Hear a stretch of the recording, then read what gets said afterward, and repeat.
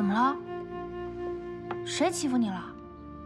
山长训诫我了，说我举止轻浮，勾引他弟弟。是不是因为我教训了冯明，他就来找你麻烦？那他应该冲我来啊！冯明没有告状，山长是因为冯明最近总是纠缠于我，乱献殷勤，引得各位先生们议论纷纷，他觉得丢了颜面，所以才训诫于我。那个冯明他已经逾矩数次，我都已经忍耐了，没有想到他竟然跑到先生们的住处，做出如此失态之举。山长说，若是再这样，就将我们赶出女学。这简直是颠倒黑白！明明是那个冯明主动纠缠，这个姓冯的老钱婆居然说你举止轻浮，那他要怎样？让你自毁容貌吗？他要扣我半个月的束修，扣1半的工钱，欺人太甚！你在这勤勤恳恳的教书，我在这老老实实的做人，怎么什么坏事都往我们头上扣？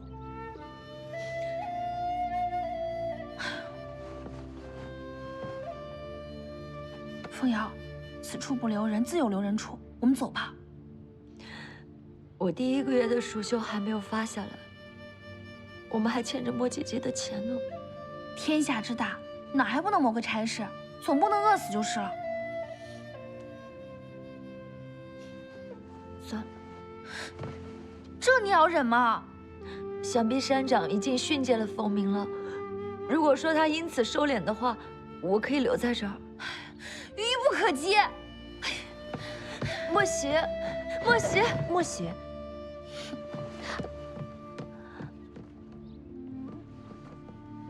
陆先生，莫喜这是怎么了？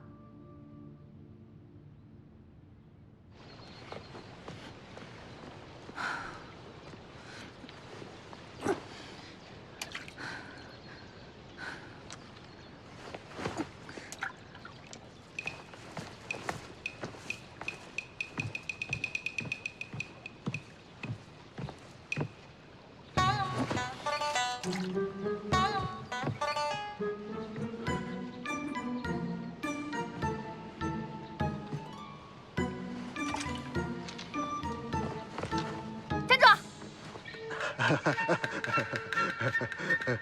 你还有脸到处跑？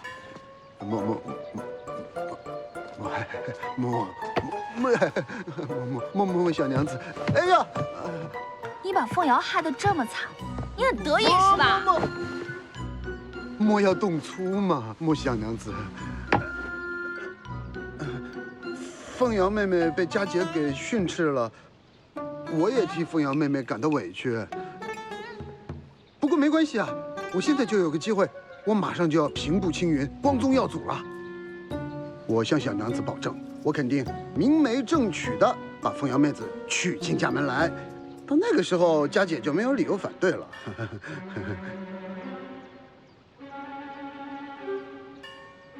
我还有点事儿，那我先走了啊。站住！莫喜小娘子。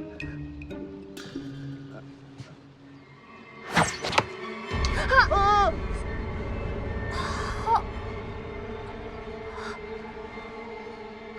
莫，男女授受不亲，小生先走一步。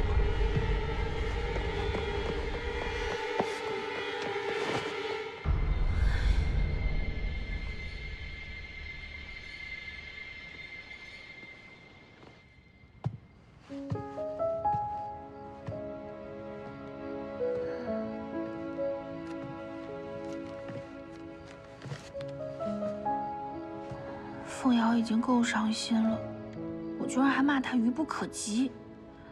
莫邪，愚不可及的人是你好不好？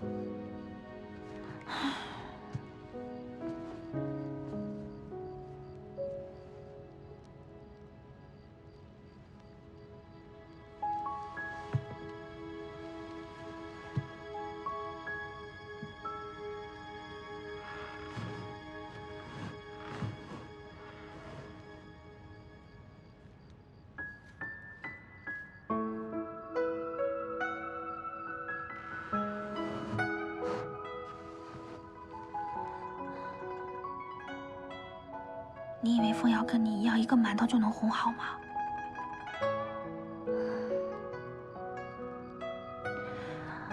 哎呀，不管了。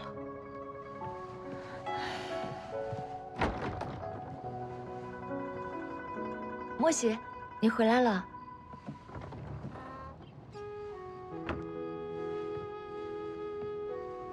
你在写什么呢？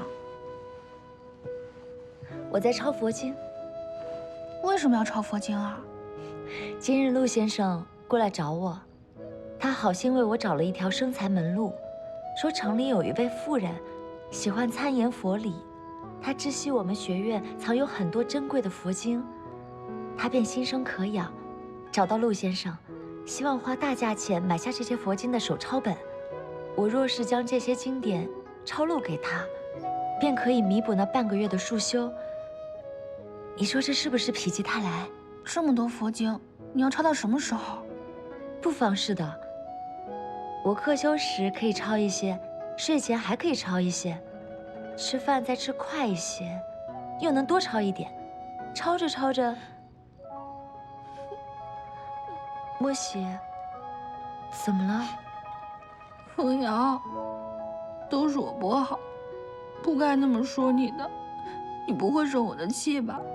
傻莫喜，你现在是我唯一的亲人，我怎么会怪你呢？真的吗？真的。好了好了，不哭了。你都没吃晚饭呢，我给你买了馒头。我现在还不饿，我再抄一会儿，饿了我就吃。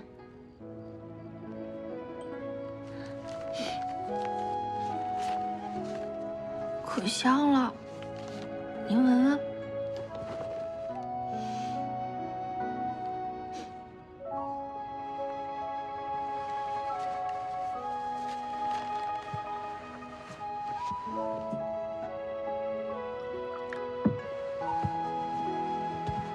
那你喝点水。好。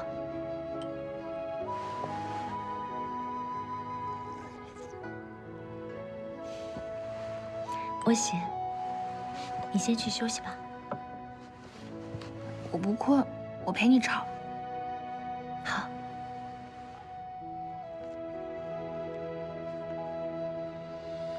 你若跳下枝头，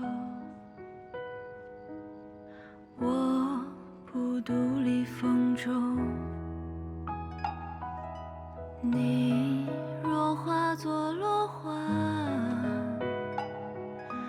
我比流水相送，陪伴你的路，守护你的梦，让你在我的世界里有恃无恐。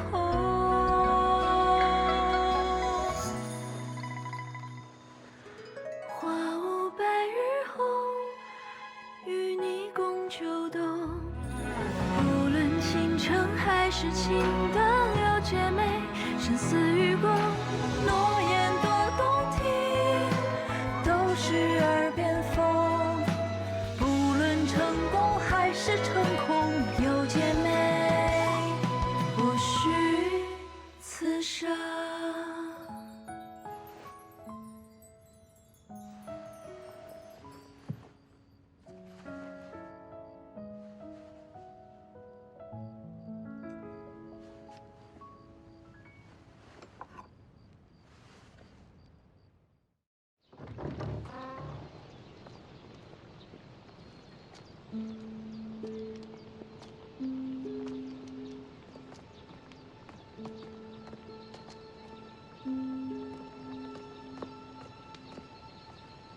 莫姐姐，莫喜，我见凤瑶脸色苍白，精神萎靡，问她何故，她也不说，她到底怎么了？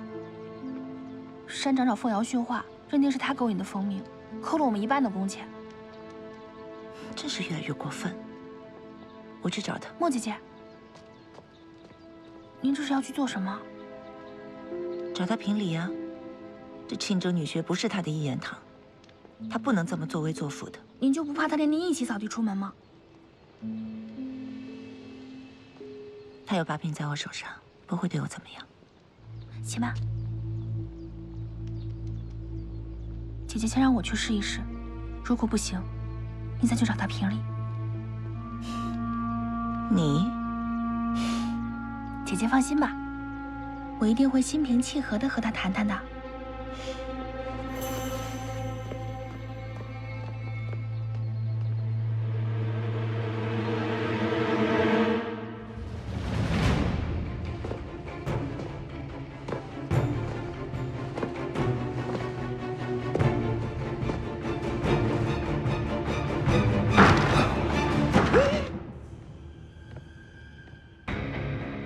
怎么会是你呀？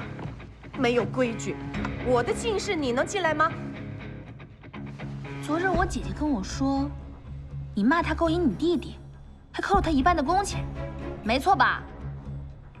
出去！冯山长，我可告诉你，我跟凤瑶不是亲姐妹，我们不是一个阿爹，更不是一个阿娘。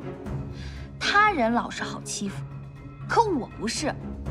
明明是你的弟弟厚颜无耻的骚扰我姐姐，你还反咬一口，你真当凤瑶能看得上你的弟弟啊？哎，你这个人，呸！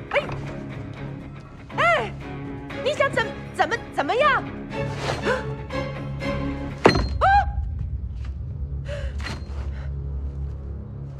我可告诉你，如果你弟弟再敢死皮赖脸的纠缠我姐姐，那我这剪刀可就不扎桌面了。扎什么你知道吗？我扎人！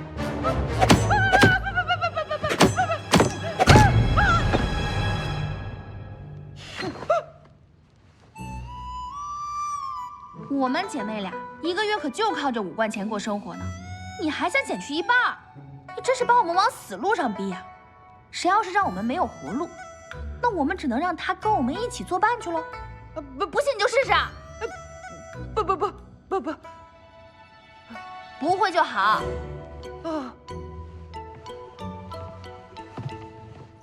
哼！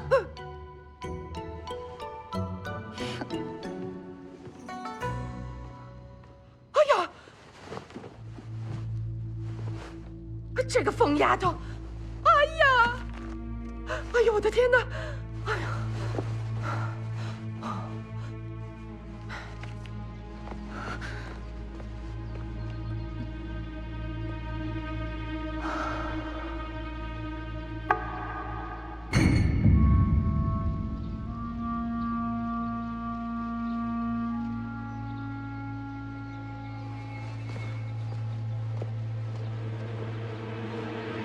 谁？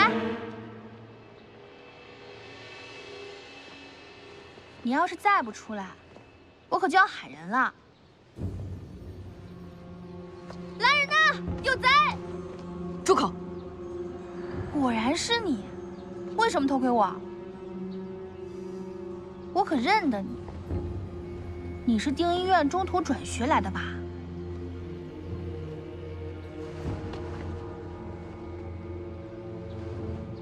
上次见面，我可就知道了你的秘密。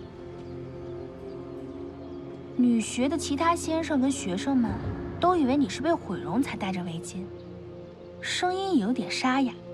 可我上次看到，你居然有喉结，你根本不是女儿身，你是个男人。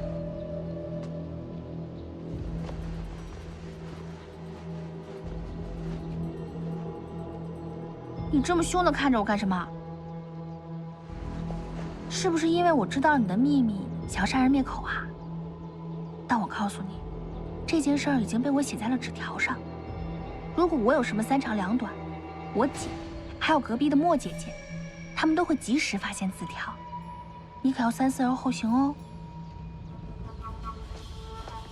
我不管你男扮女装混入女学的目的是什么，但我看你不像个采花大盗啊。我可以暂时帮你保守你身份的秘密，但你要帮我完成一件事儿。你要我做什么？那个冯明，如果再敢欺负我姐姐，你要帮我狠狠地收拾他一顿。好，一言为定，击掌为誓。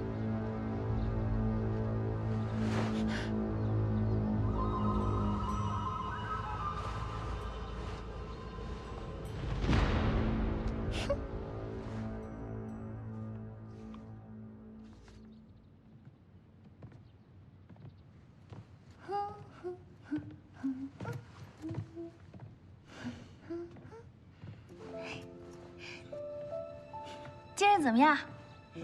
山长的老钱婆没为难你吧？山长找过我了，他说扣钱是吓唬我的，不会真扣的。真的？太好了。那你以后就不用再抄经书挣钱了吧？经书还是要继续抄的，但是我抄慢一点。我想多赚一点钱，早日把欠莫姐姐的钱还上。好吧，那你要是累了就早点睡觉，不要再熬夜了。嗯。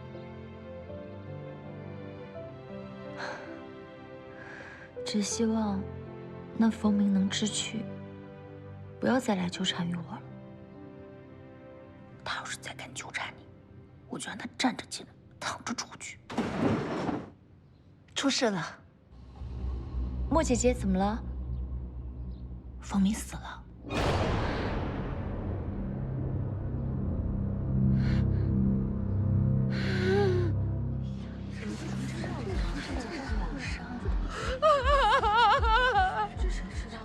方明啊，我的弟弟啊！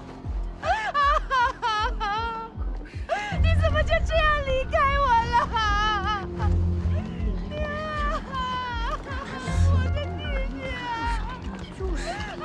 山长和冯明乃海东国人，祖父是迁到庆州城，虽也考取功名风光一时，但无奈男丁衰败，嫡系又是单传，溺爱之下，冯郎君才成了这纨绔模样。辛苦你了。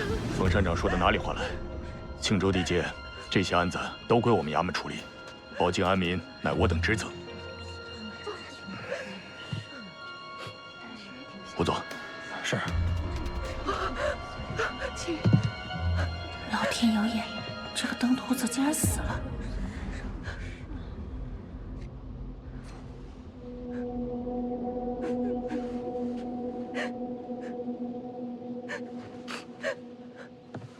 大人，其人死于2个时辰之前，大约51刻。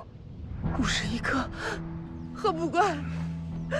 他是庆州最好的仵作，他若说了时辰，必定无误。 51刻，我们女性已经关门，所有人都不可以出入，无论是送水还是送饭。照这么说，凶手应该还在我们这个血馆里面。大人，大人，莫姐姐，帮我个忙，我一定要把他碎尸万段。冯山长，您冷静一下，好好回忆一下，最近领地有没有跟其他人有过恩怨？恩怨。 白凤瑶姐妹，他们就是凶手！你们俩想想办法整整他。你把那个拿着。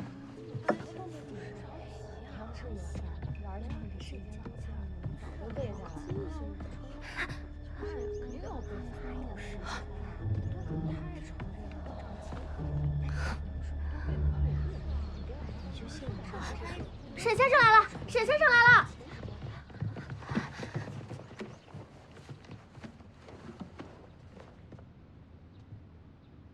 今日血馆发生了点事情，白先生很快就到。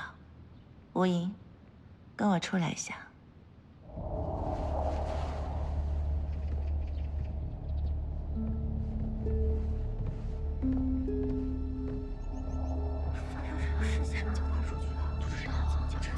什么关系？什么事儿啊？不知道，这是好死。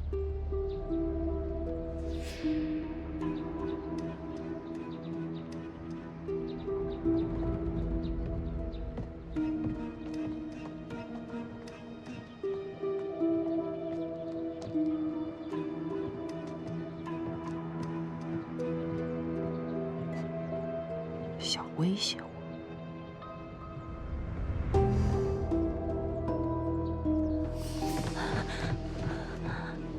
社长，你们可别冤枉好人。我跟我姐姐2个弱女子，怎么可能杀得了冯浪君呢？你这个凶手，你们就是主谋！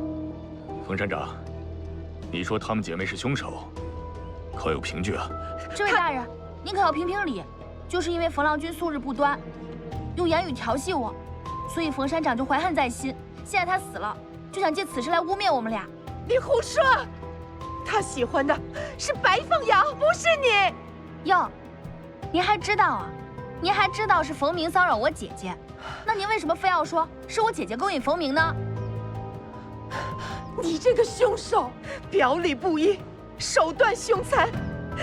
大人，我告诉你，他有一天拿着剪刀来要挟我的命，他还把我的书扎了好几个洞。大人，你要相信我。来我房间看看。哎，冯山长。大人，小娘子，冯山长所说可为实情啊？是我扎的。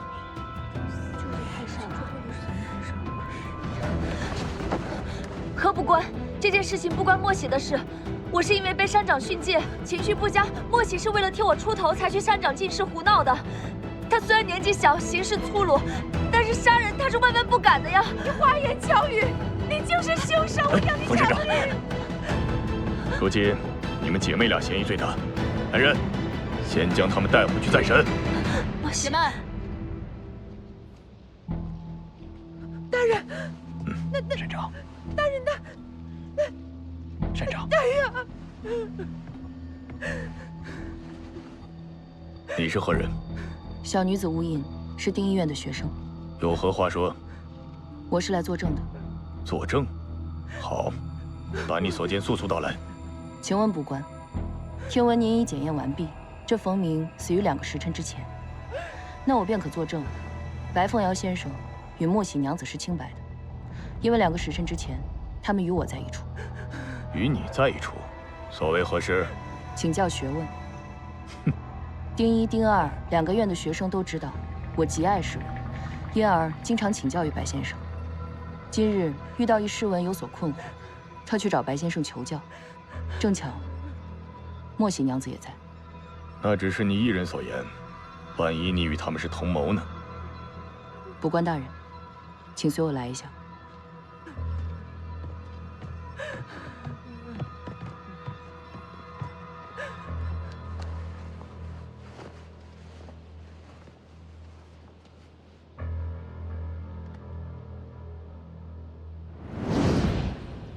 我可以暂时帮你保守你身份的秘密，但你要帮我完成一件事儿。好，放心吧，吴印肯定会帮我们解困。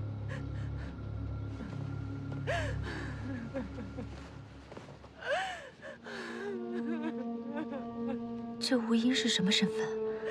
为什么卜官看起来对他畏惧3分？你是不是知道些什么？回去再说给你听。冯山长，何不官，各位先生，方才我盘问了这位吴音娘子，证实她所说为真，白先生和他的妹妹是清白的。何不官，你是我们这里数1数2的卜官，你怎么可以偏袒他？他明明就是凶手，你就是凶手！冯山长，作为卜官，我不会放过一个奸贼，也不会冤枉一个好人。你弟的遗体，我会带回衙门，细细勘察。不，你这个走。你们都欺负我们呐！没天理啊！没天理啊！山长，山长。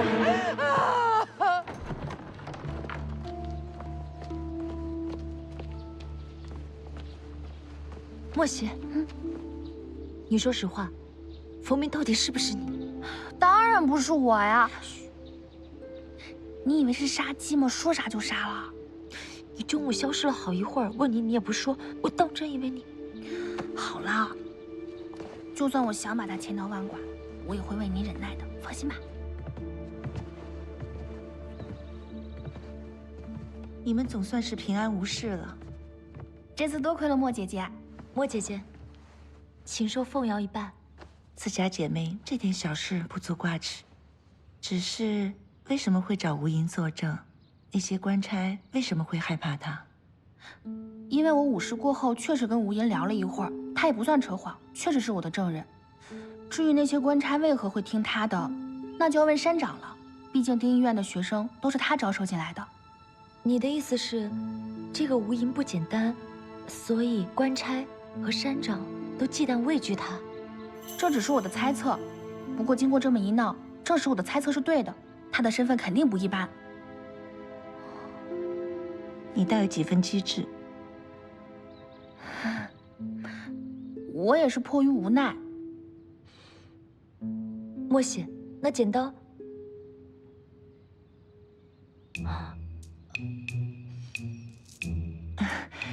你们姐妹情深，继续断你们的剪刀案吧。我还有点事情，先走了。我也先走了。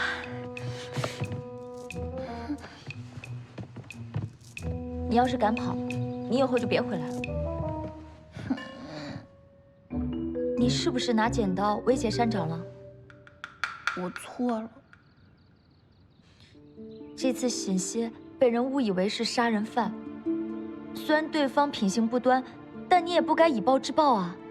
我知道你是为了我好，但是我也会担心你的安危啊！我知道错了。爸，走，我给你做点好吃的，吃完早点休息。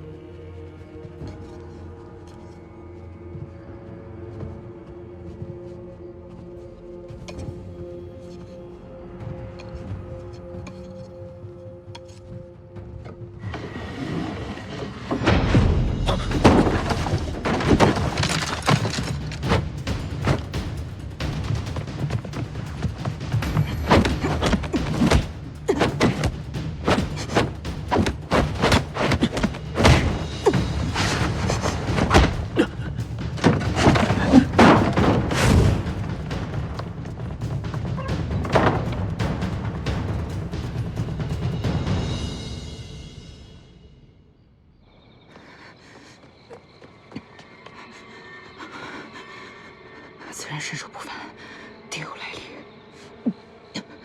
可见也是为了太后的墨宝而来。太后墨宝究竟藏着什么秘密，能以如此高手前来？此事定有蹊跷。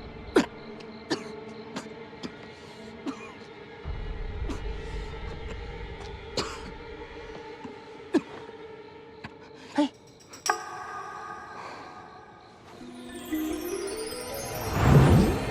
你可知道我的真实身份是谁吗？我是朝廷的大官，来查一个大的案件，不得已才男扮女装。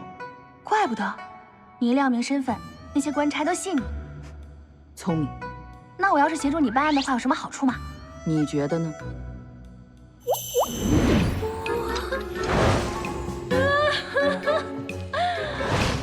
莫喜，你助我查案有功，这些都是赏赐给你的。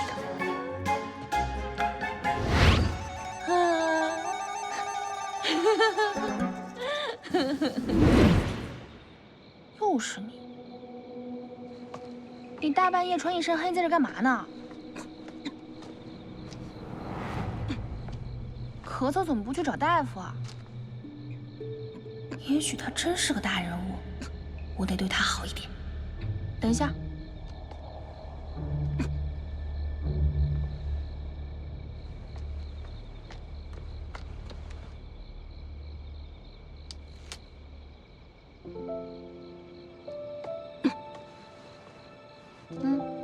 我小时候生病咳嗽，我娘就给我吃这个，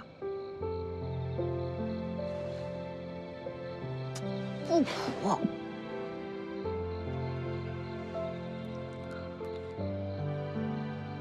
怎么样，咳嗽好点没？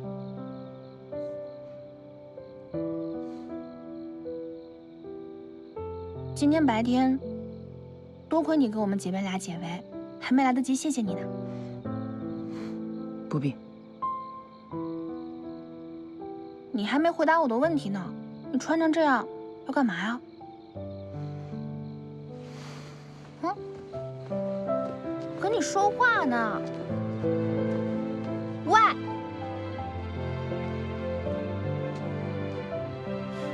鬼鬼祟祟的怪人。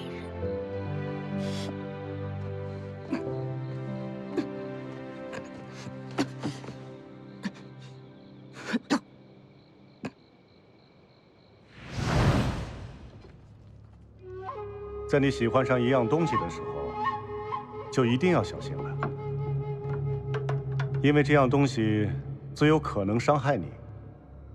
所以，在它毁灭你之前，先要毁掉它，知道吗？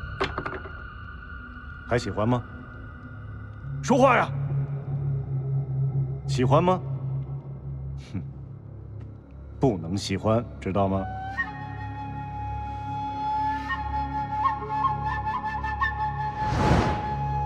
我没有喜欢的东西，没有。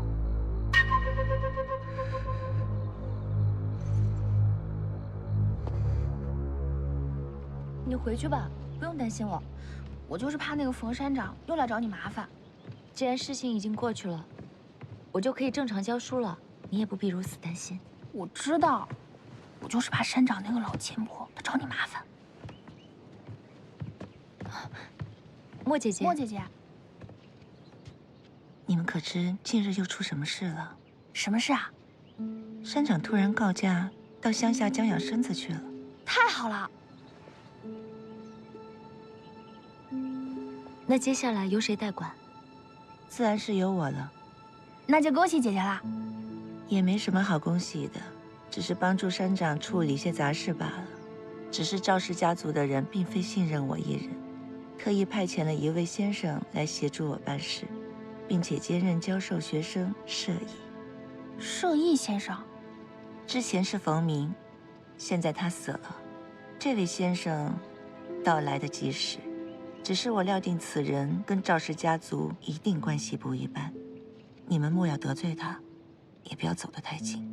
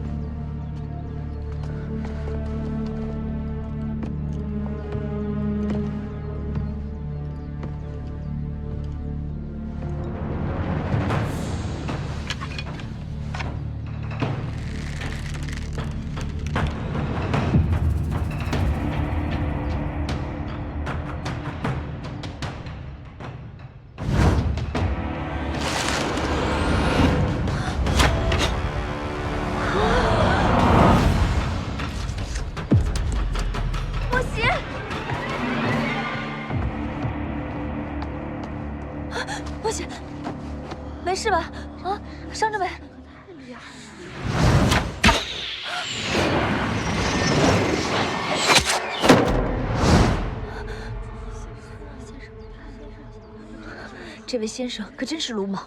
这位郎君好英武啊！诸位，本人姓文，名东，叫我文先生便好。射艺的要义，在于心，在于神。心神投入，才能百步穿杨。这位文先生倒是对剑术颇有造诣，只可惜太过冒失，差点把你当靶子了。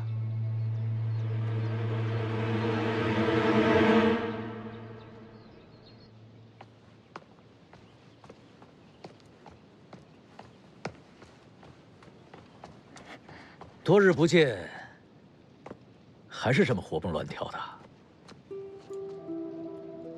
陈将军，在此处叫我文先生。文先生，您怎么来此地了？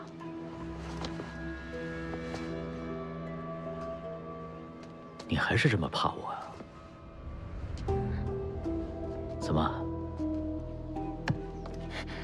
不想见到我啊？怎么会呢，陈将军，您我……嗯，文先生。文先生，你想知道我为何来此处吗？文先生，您日理万机，怎么会来这小小庆州呢？这庆州可不是不值一提的地方。倒是你们姐妹俩好好的在荆州城不待着，跑这儿来干什么？说来话长，白家连遭厄运，不到1个月就家破人亡了。凤瑶为了糊口，只能接受室友的推荐来这儿教书，我就跟着来了。连遭厄运，只怕有人暗下毒手吧？你也觉得是被人所害？想想得罪了谁？是吴朗吗？这个心狠手辣的混蛋！我来此处另有要事，整个庆州只有你一个人知道我的真实身份。若是你敢透露半点出去，我发誓，绝对不会透露，绝对不会透露文先生的身份，否则就天打雷劈。不用赌着发誓，这毒誓要应，也应在白凤瑶身上。不许说凤瑶。人心叵测，苍天不仁。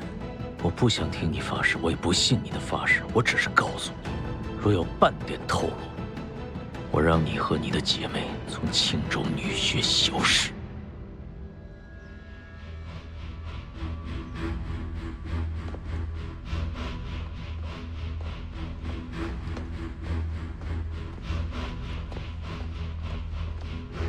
这姓陈的，身为北朔将军，却装作一个射艺先生潜入这里。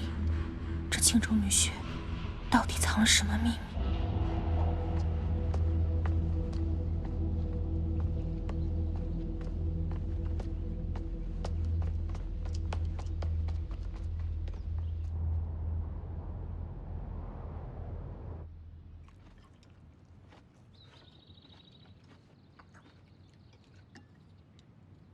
这是怎么了？肉都不吃了？凤瑶，要不我们还是辞去教职，离开这里吧。你也知道，我们当时谋的这份差事有多么不容易。如果现在离开，我们该如何维持生计啊？我们还是要多为将来考虑。你说的都有理，我只是怕我们再惹上是非。你看这次，我们差点被认成杀人凶手。不必担心，眼下有吴银替我们作证，官府那边不会再追究了。冯山长也因为伤心过度休假了，学馆里面为难我们的人都不在了。放心吧，莫喜。可能是我多虑了吧。来，快多吃些，你肯定馋坏了。欠莫姐姐的那罐钱，这个月便能还上，下个月我们都买些好吃的。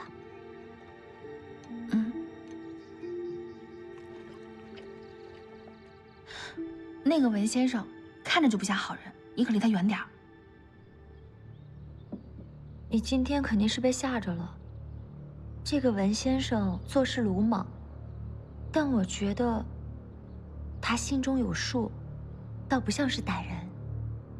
反正我就是不喜欢他。你离他远些。嗯，你可别忘了风鸣的前车之鉴啊。你说的也是，男女大防不得不顾。我今后定当小心一些。嗯，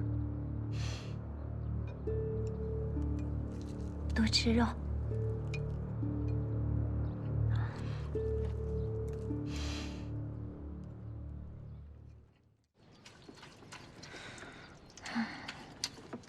这个陈文德到底来做什么呢？招兵买马，女学都是女孩子，没法打仗啊。好色，他不像那样的人。女人到处都有，何必跑这么远呢？难道……你猜的没错，我就是为你而来。我？我对你一见钟情，难以割舍。这不可能吧？怎么不可能？你就对自己这么没有信心？那倒也不是，但我觉得不至于。不要妄自菲薄了，你在我的心里就是最好的。哎，别跑啊！哎，莫西小娘子，娘子，等等我，你不要跑啊！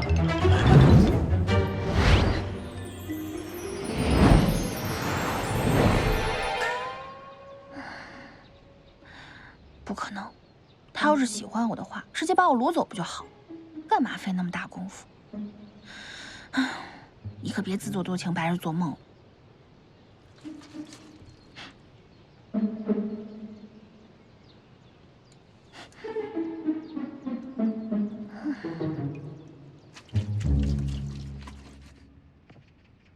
将之永矣，不可方思。悄悄错心，言意其处。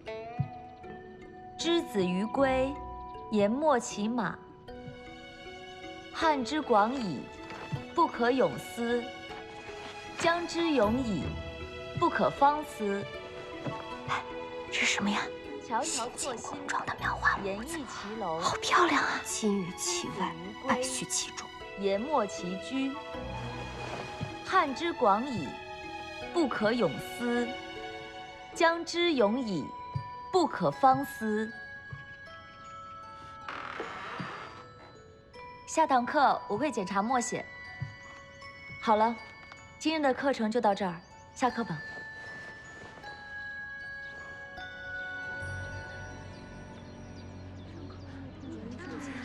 哇！你们快看那群人，一说到衣裳啊、首饰啊，就两眼放光的；一到读书写字，便萎靡不振。新衣服里，这种人还来读什么书啊？对啊，他们经常半夜三更在那儿跳舞，还穿得花枝招展，跟妓馆的娘子毫无二致。哎，我听我阿爹说，丁医院这些人啊，都不是考取进来的，都是山长私自招揽进来的。哎，不过我听说那个吴银也是近来才入学的。可是其他人难道与我们不一样？是附近的州县考取过来的吗？不只是那个吴银，丁医院这些人啊，大多数都来历不明。不要瞎说，你可别胡说。要是被山长和其他先生发现了，定要罚你。对呀，我可是有凭据的。我姨父在州府为官，他的消息不会有假。我们庆州女学是世家官宦之女的学馆，最不济收的也是良家才女。这些人来历不明，竟这般轻易成了我等同窗，凭什么和我们做同窗？就是说嘛，胸中无点墨，就是个花孔雀。就是。这庆州女学真是有些古怪，有这么多来历不明的娘子。鸟宿池边树，僧敲月下门。诗人最初写这首诗时，曾是推门而非敲门，自己仔细斟酌了好久。连陈文德这个大魔头都隐藏身份混了进来，这里一定是要出大事了。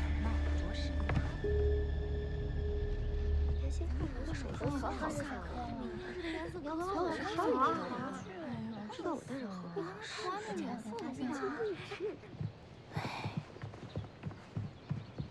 可算是上完课了。是啊。哎佳，什么？咱们晚上吃什么呀？是啊，就知道吃的。几位娘子，请等一下。几位娘子，我姐姐白先生说你们院写诗联句方面还是有所欠缺，所以布置了一些解释连句的作业，可以让我来跟你们交代一下。哦，他还说吴莹在这方面很有天赋。啊，那这事就交给你了。对，交给你了。你咳嗽好些没啊？多谢关心，没事了。哎，我上次让你帮我教训风鸣，然后他就死了，不会是你干的吧？哎，哦，确实是个俊秀不输女子的少年，有男扮女装的本钱。你在干什么？你干嘛？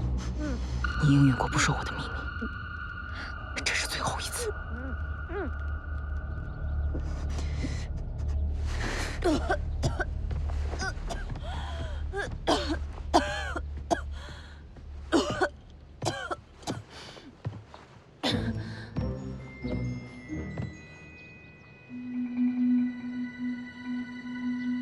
才几时不见，又惹什么祸了？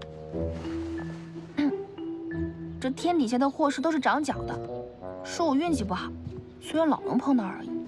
就爱耍嘴皮子，这么怕我干什么？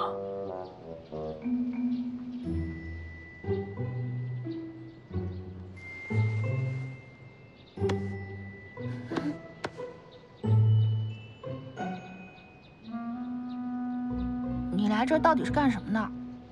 还嫌自己惹的祸不多呀？这么不知死活，我命硬，没那么容易死。你到底想知道什么？这庆州女学怪事连连，还出了命案，这到底有什么吸引你的？吸引我的，有句话叫做“天下熙熙，皆为利来；天下攘攘，皆为利往”。这意思是，这有什么巨大的利益？这就不该你管了。听我的，尽快离开这里。这里的每一个人，绝非等闲之辈。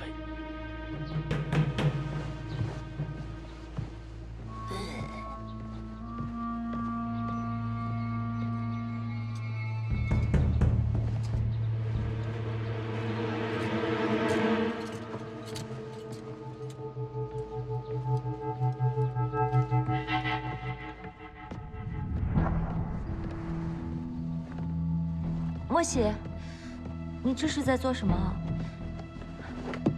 这里只怕真要出事，我们还是及早走吧。你是听见什么风声了吗？不是听见什么，是这庆州女学实在有太多来历不明的人了，我担心。来历不明的人？你知道吗？你代课的第一医院有很多学生都是没有经过入学考核就招纳进来的，那个吴莹便是其中的一个，还有那个新来的舍医先生。七指定医院，整个庆州女学入学考核都有问题。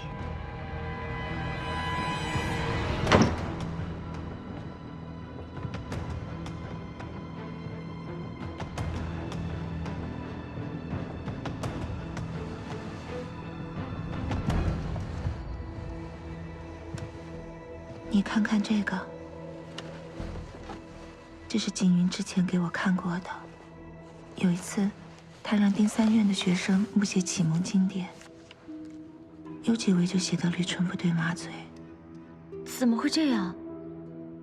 丁三院的学生才华横溢，怎么会连启蒙读物都没有读过？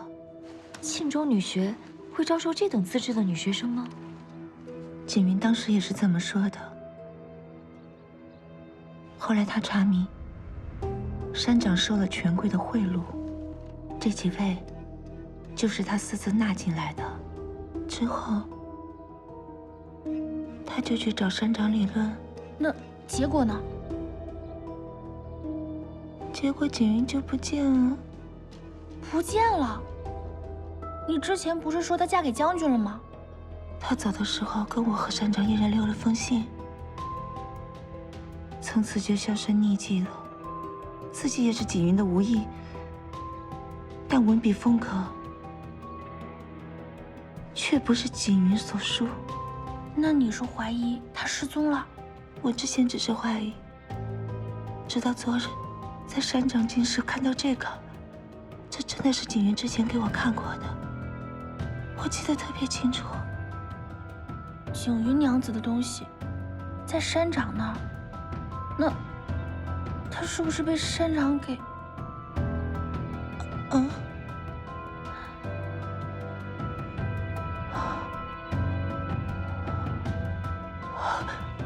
不会，他一定好好的活在这世上。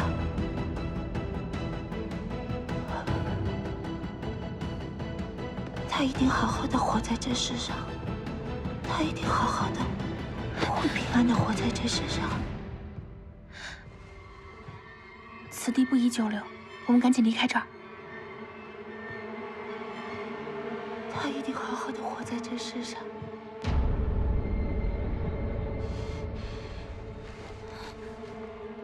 好，但是做事情要有始有终。等我明天讲完最后的4卷鲁宋之诗，我们立刻就走，好吗？行。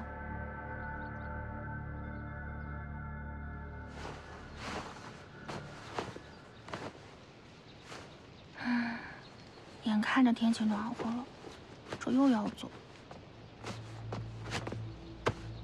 你们要走了？走之前，将孙景云留下的东西交出来。什么东西啊？交出来！干嘛？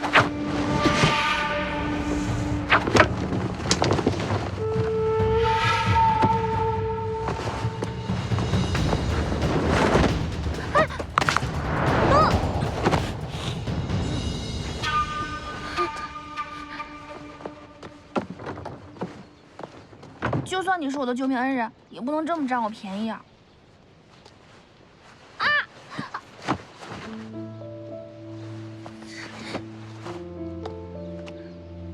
踩我裙子了！崴脚的人，别逞强。你知道吴影要找的那东西是什么吗？你们姐妹不知道？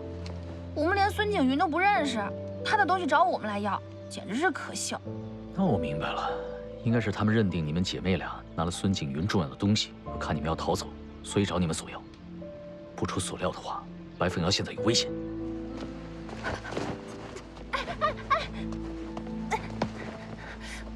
我脚太疼了，能背我一下吗？男女授受不亲，这便宜我怎么能占呢？是我以小人之心夺君子之腹，你大人有大量，求求你了，背我去见凤瑶。这还差不多。哎，你干嘛？啊！非得这样吧？我要是双手抱着你，被人偷袭了怎么办？那你把住我一下，我感觉我要掉下来了。哎呀！我就知道遇见这个大魔头准没好事。你知道吗？内力深厚的人听觉异常灵敏。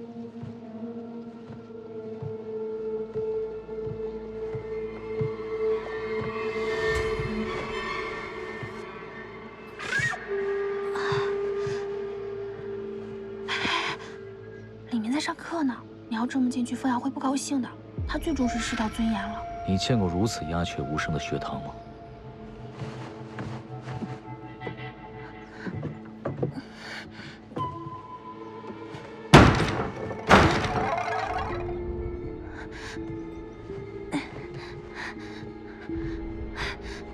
夏楠，夏楠，我姐姐呢？白先生，他被山长叫走了，我们不知道怎么就迷迷糊糊的睡着了。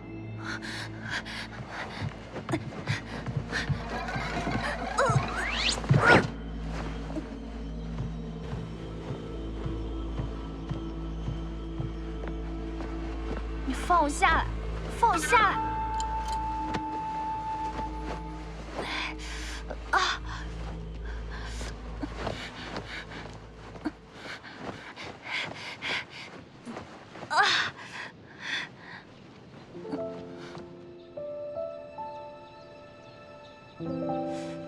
你干嘛？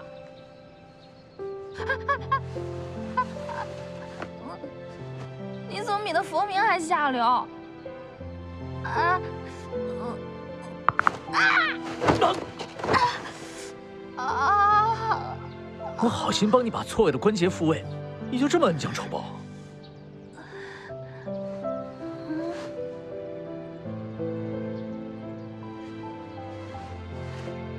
那你不早点说？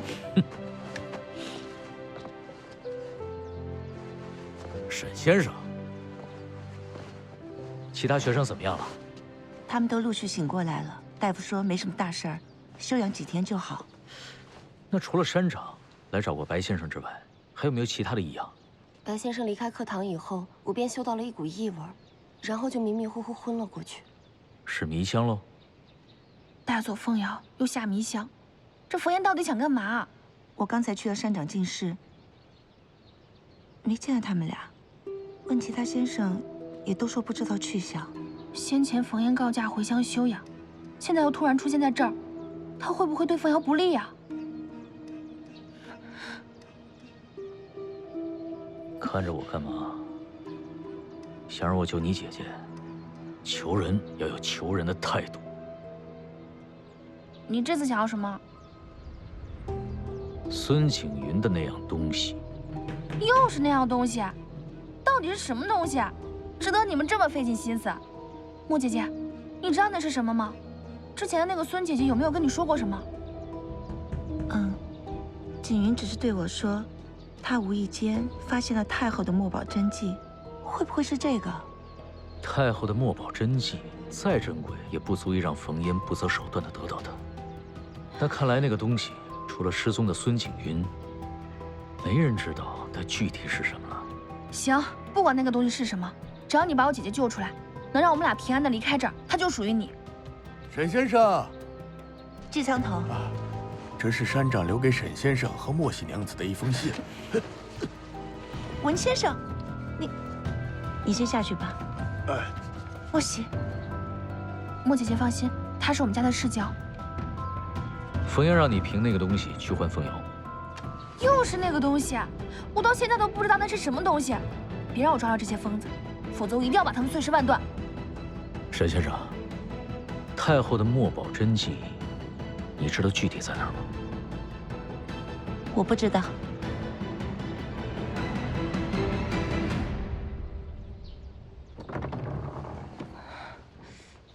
你们姐妹和孙景云非亲非故，要说有干系的，那就是这房子和沈先生了。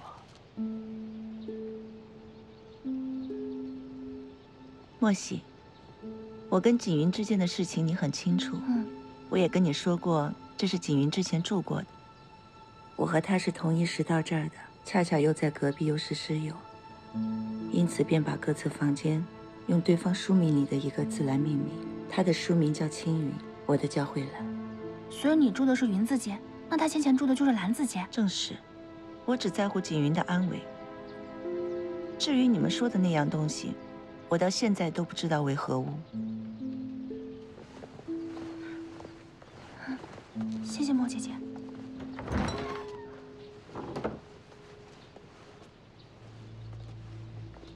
文先生，这个地方不能有男子踏入。周婆婆，现在是非常时期，您就通融一下吧。通不通融的，他已经进来了，我还有什么法子？对了，早上的时候山长也来过，他要看看你们两位的房间，我就把钥匙给他了。你们可千万不要见怪。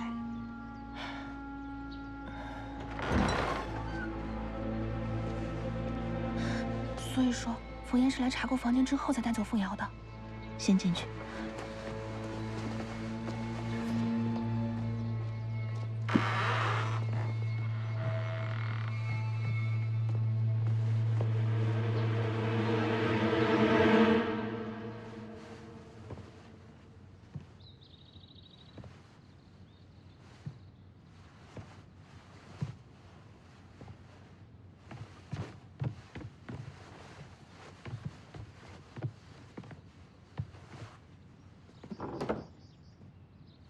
你在看什么？看来那个想找到东西的人，已经翻箱倒柜，全部都找过一遍了。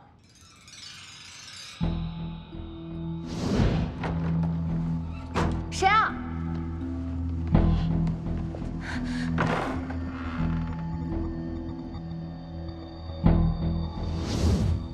上次凤瑶在莫姐姐那儿夜谈，就有人用黑衣人引开我，然后还让冯明来引得与我纠缠，再就有人在这翻箱倒柜的找些什么，他就是从这儿跳下去的。女学每日午后便关门谢客，深夜跑到房间里来找东西，又不愿意和你们姐妹碰面，一定是个熟人。你还记得那个人长什么样子吗？我只看到他一个背影，觉得身形有些熟悉，但他戴着面纱，我没看清楚相貌。无论是谁，应该都没有得逞，否则不会有这几日的变故。那若是找不出那样东西，凤瑶岂不是有危险？你这么诡计多端，会没有办法？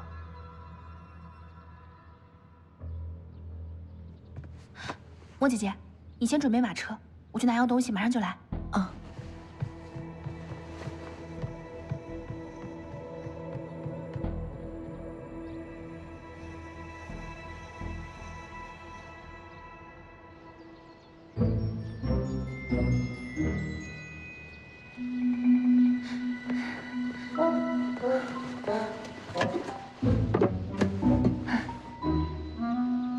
如今就靠你来救凤瑶了。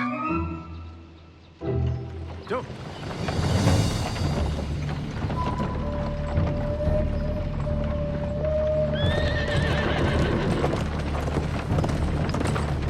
救！救！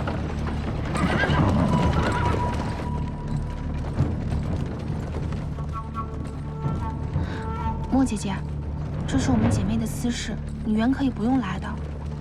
只要是跟景云有关，便就是我的事。事情发展到今天，我敢肯定，景云的失踪跟冯燕有关系。如果冯燕敢对景云做了些什么，我明白，若是凤瑶出事，我也一定会像你这样的。呸！你笑什么？你肯定是在嘲笑我，连救人都要向你求助。这不就是一桩买卖吗？那你不怕我这次骗你吗？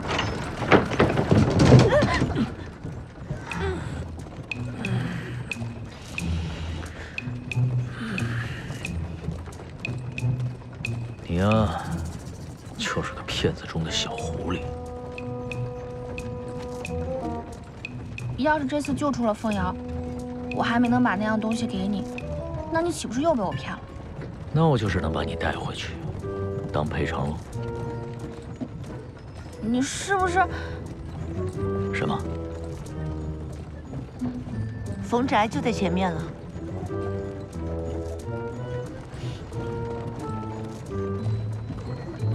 你这次来带了多少兵马？你是担心我救不了白凤瑶啊？我是觉得你身份尊贵，怎么会只身犯险？在你口中，我就是乱臣贼子，哪有什么尊贵可言啊？你们这些当官的打打杀杀，说不定到最后还会和好，遭罪的还是我们这些老百姓。别再说了，赶紧想想怎么救人吧。还在这卿卿我我的。谁跟他卿卿我我了？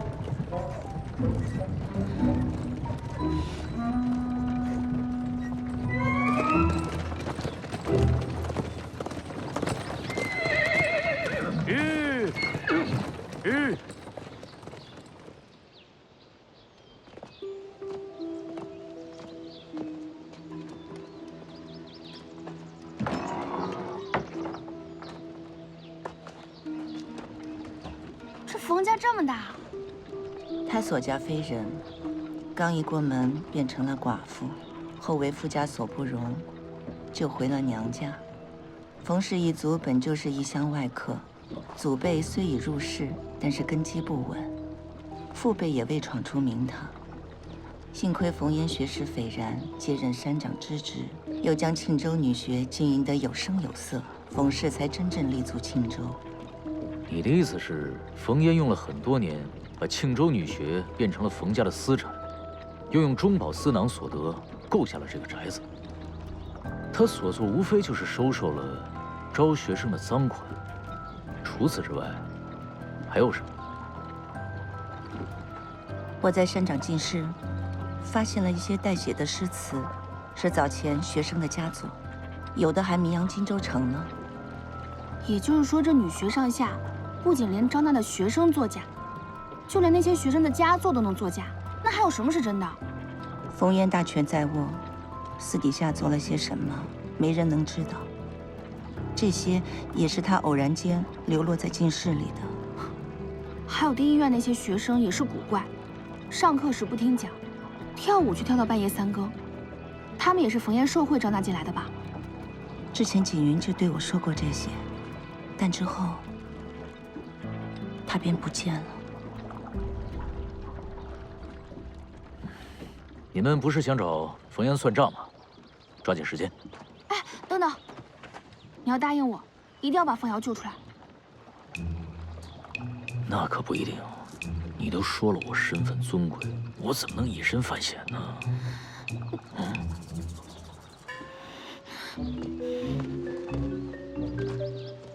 这冯家上下怎么一个人都没有？就剩老奴一个人了。你是这儿的管事吗？老奴是这儿打扫庭院的。那其他人都去哪儿了？奴仆们都遣散了，娘子在大堂里等候你们呢。小心有诈。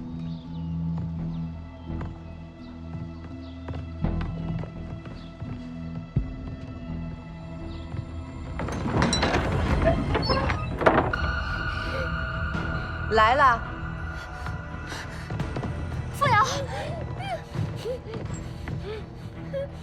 你个杀千刀的老钱婆，你敢碰他一下，我就送你去见阎王！哎，小娘子啊，你姐姐在我手里面，你口出狂言有用吗？东西呢？东西就在这儿，你拿来做什么？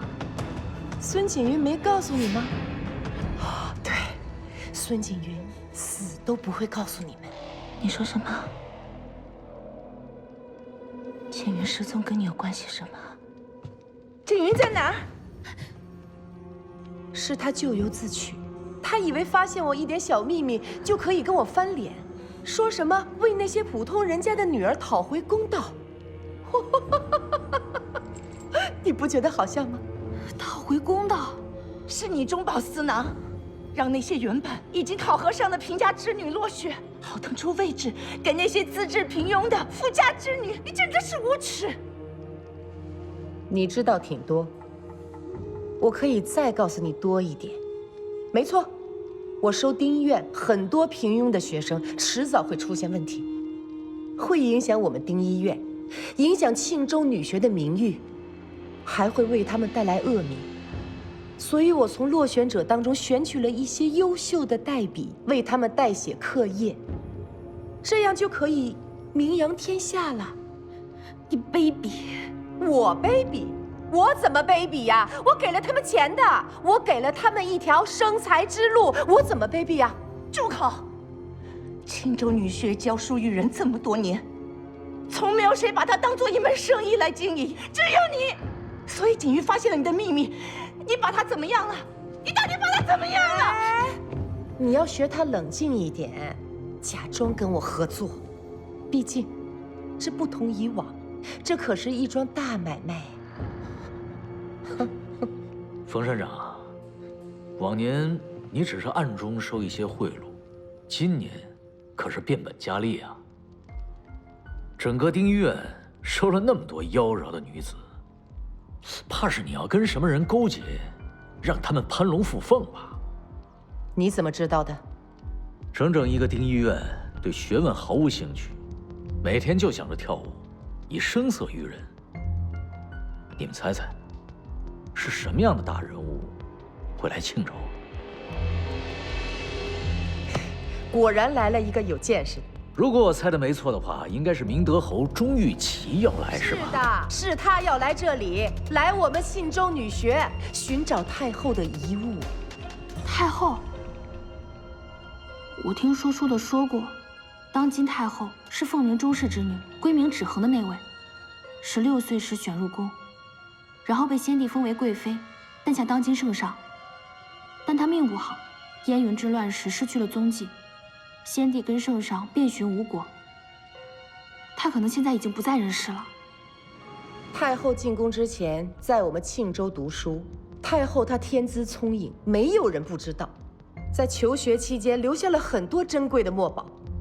侯爷这次就是为此而来，我怎么可能会浪费这个千载难逢的机会呀？你说对吗？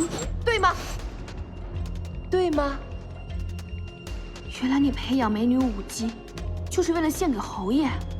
你啊，还是太天真，不太懂得官员的心思。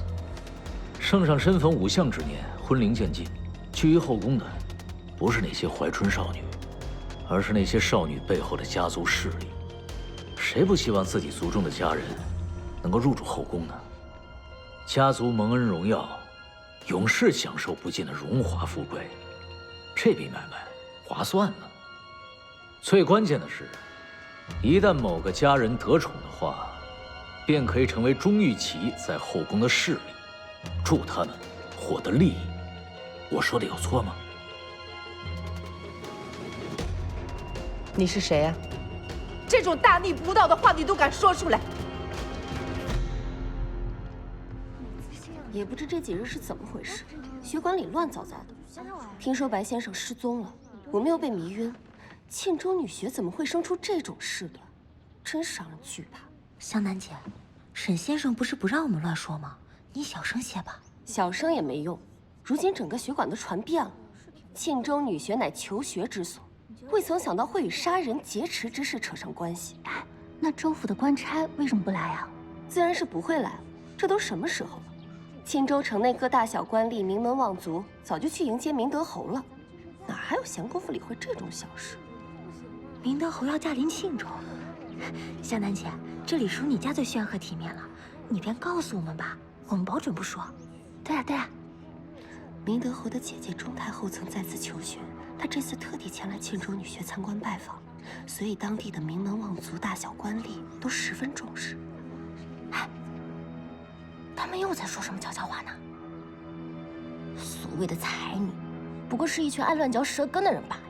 下次我带你去啊。好啊。家做的可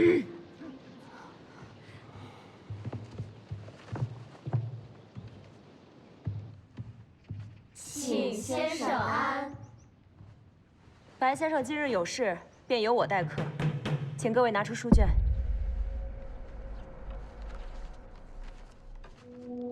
你来我们沁州是为什么？是为了那个东西？什么东西？我不知道是什么东西。我是替天行道而来。你是刺客。我听闻钟玉琪一手遮天，你说我要是一刀把他给杀了，对于社稷百姓，不是什么坏事吧？如果侯爷在我们这儿发生什么事情，我们沁州的官员和大户岂不是牵连在其中吗？对呀，全泡汤了。哎，要是这样的话，我这颗老鼠屎可坏了你锅汤了。要不这样，我呢放弃刺杀侯爷，作为回报，你把白先生还给我，我负责带着他俩离开这个本属于你的地盘。你觉得怎么样？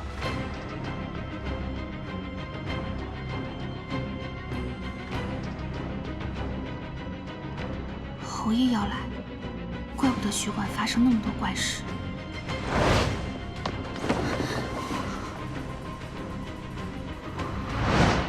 难道他也是为侯爷来的？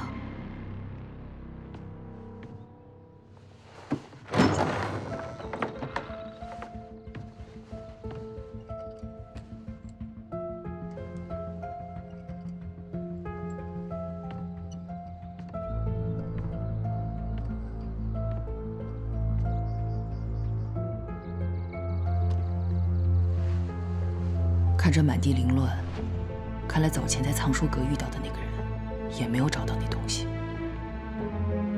先是冯明死于非命，再而冯嫣掳走了白凤瑶，现在连侯爷也要亲自见了。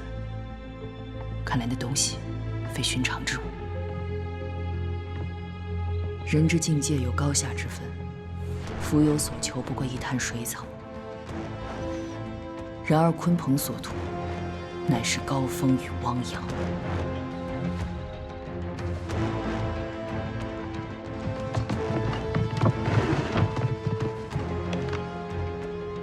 将所有先生拿下审问，学院上下仔细搜查。侯爷即将来到，女学里的先生都不见了，这怕不妙。按令去做，一切由我担着。是。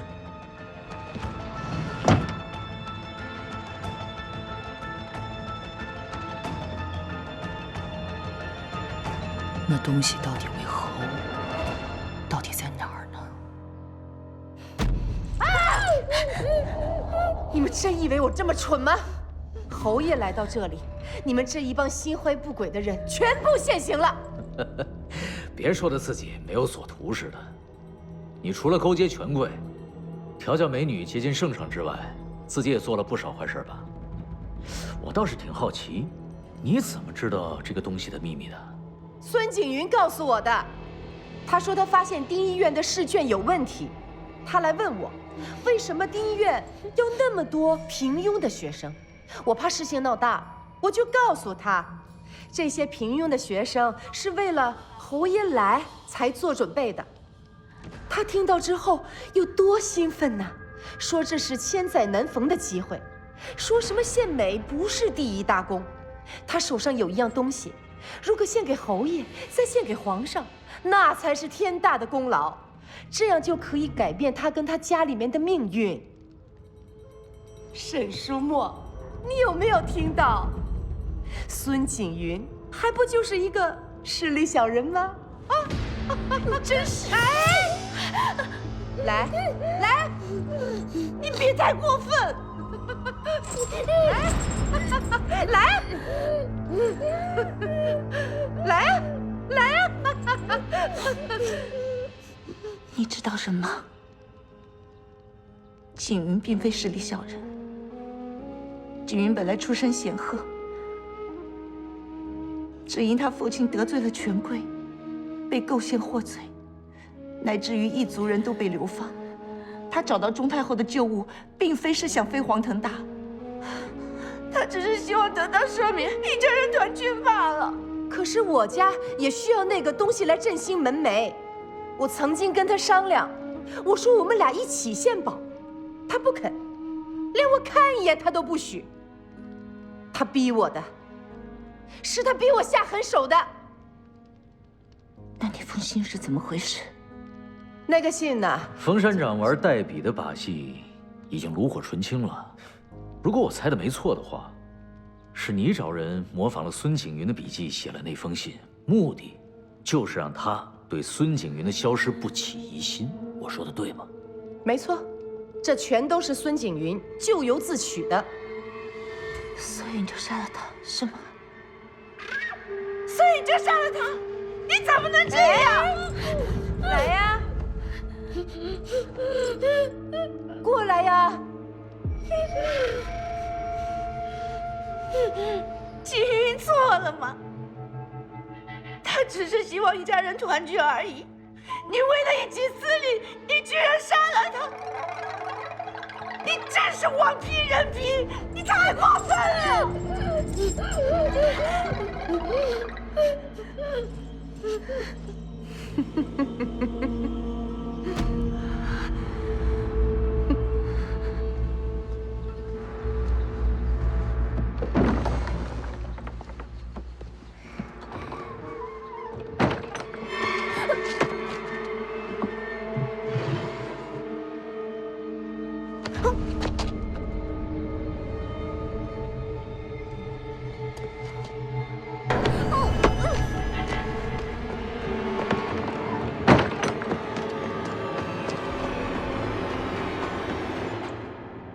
把那个东西给我，我就放了他。要这东西是吧？你要再敢动他一下，我就把他摔碎。你休想拿他邀功！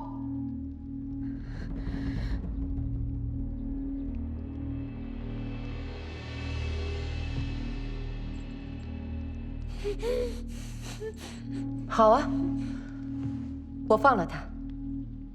你把那个东西丢给我。你当我是傻子吗？你不放他，我不会给你的。你别再啰嗦，有本事来抢啊！里面是那个东西吗？听听这声音，非同凡响的，里面的东西可价值连城呢。那就对了。太后闺中以博学多才著称，她所收藏的一定是金石古董之类的。给我。那我们现在交换，别耍心眼儿。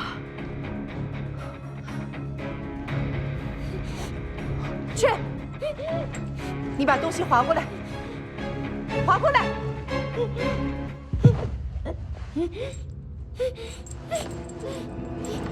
划过来，划过来！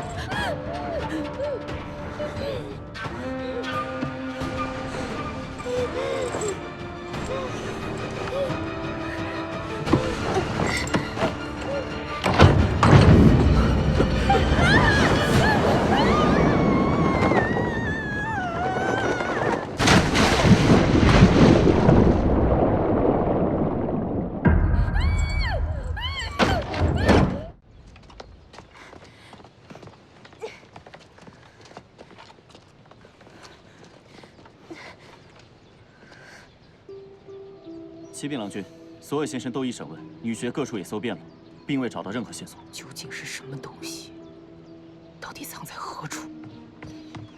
郎君，这是相爷送来的信。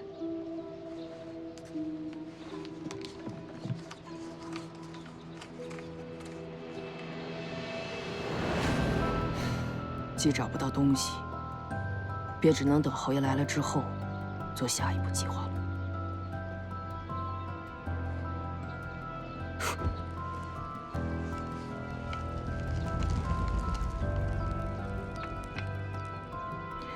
只要钓饵够香，就不怕鱼下不上钩。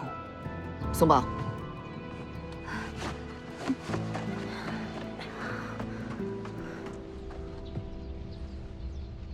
诸位先生，此番唐突冒犯，在下也是不得已而为之。小小心意，还请诸位笑纳。哼，你视我等为何人？想收买我们吗？这金艇，乃是家主的小小心意。大家可看清上面的徽记。若再有不满，大可到荆州城吴相府，再寻赔偿。你是吴相爷府上的，吴相爷可不是好惹的。今日之事有关朝廷机密，切记管好自己的嘴，小心祸从口出。既然是一场误会，诸位请便吧。下午还有贵客要来，你们赶紧回去梳洗打扮一番。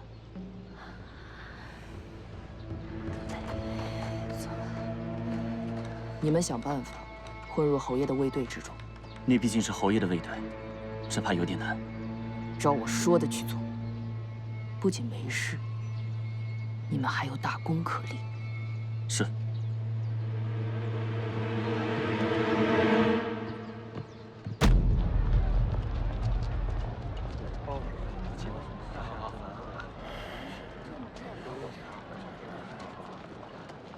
应该快了。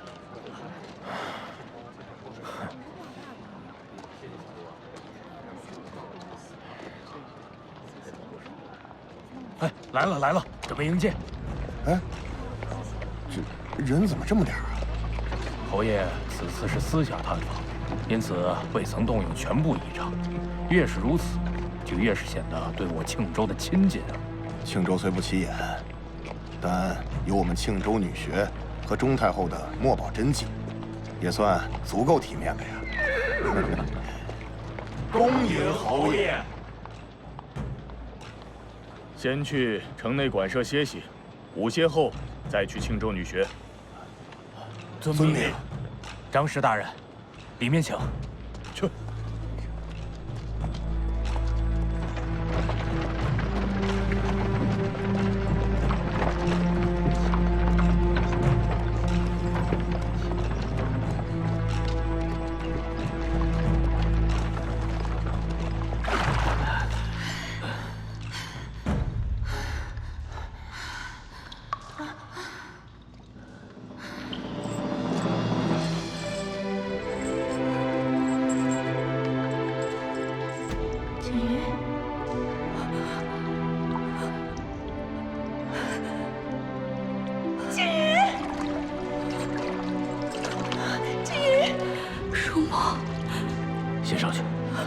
们怎么会在这儿？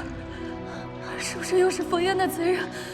我以为你死了，你活着太好了，青云。你放心，我们一定把你救出去。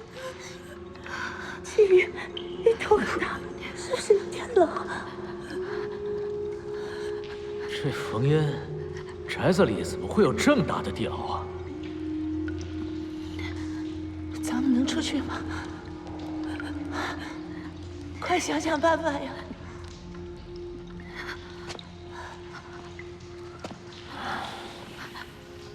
你干什么？哎呀，都这时候了，别计较了。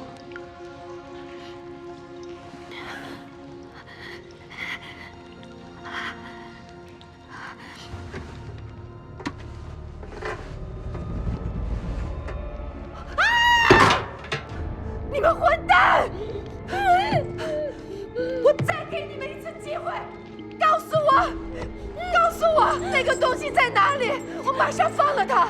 我求你了，告诉我！先生，我求求你，你放了他们好不好？你放了他们！我放了他们！我怎么可以放？娘子，娘子，这里开始敲钟了。去备马，我要去血馆一趟，快去！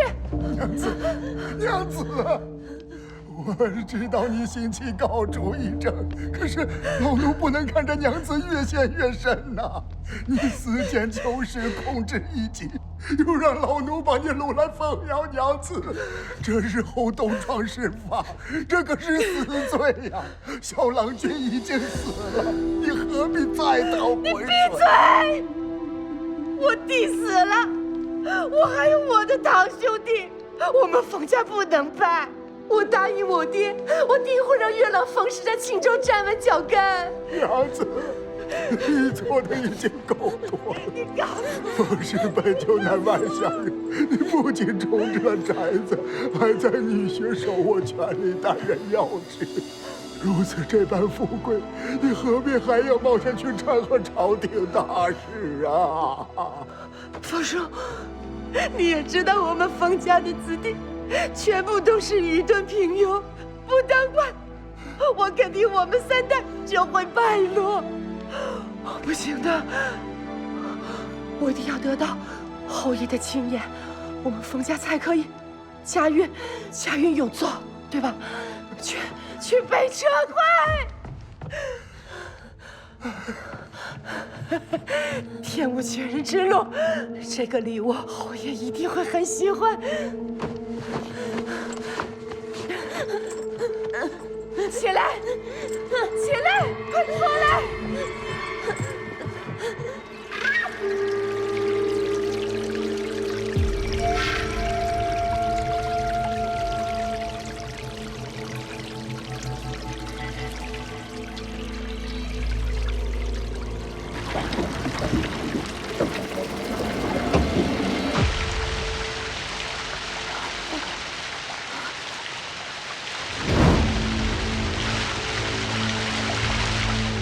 快想想办法呀！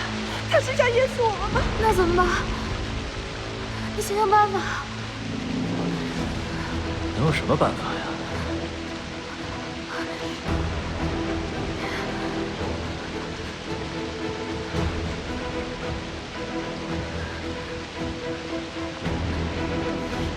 静云，坚持啊，坚持住！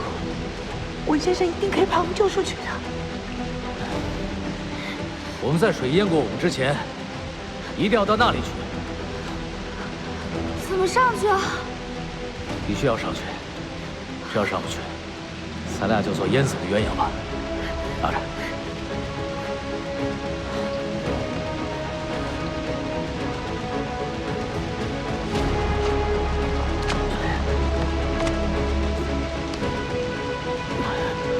你小心点儿。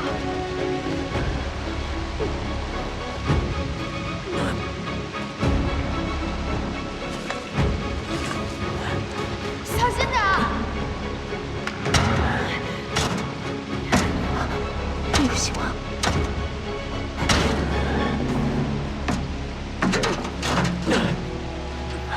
我喜，让开！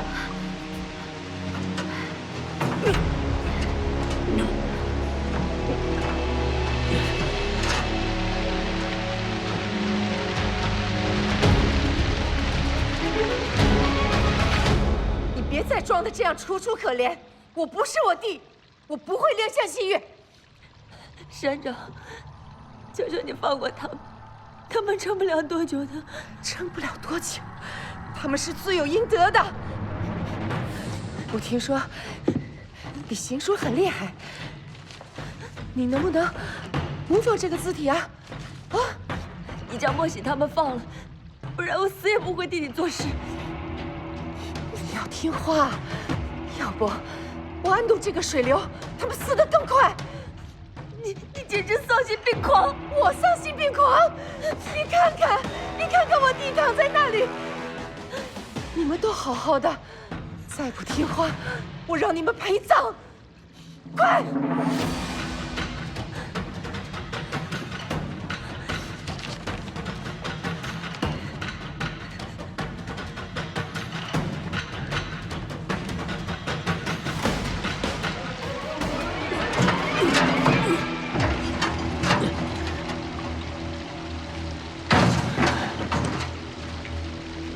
只能出去。听见了吗？咱们没有救了。不是这样。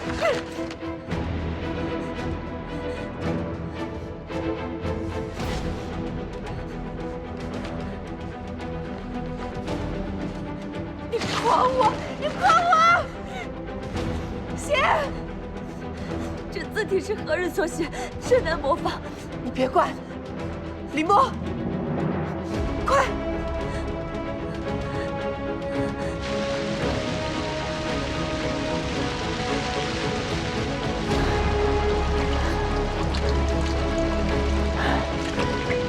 水量高了，我先试试把他腿上的铁链撒断。文先生，请你快点。痛是不是？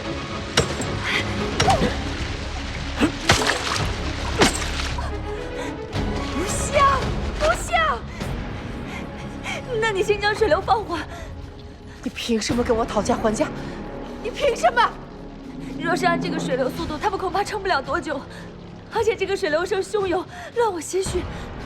此人的字迹飘逸不凡，我若总是写错的话，耽误的也是我们的时间，恐怕对我们谁都没有好处。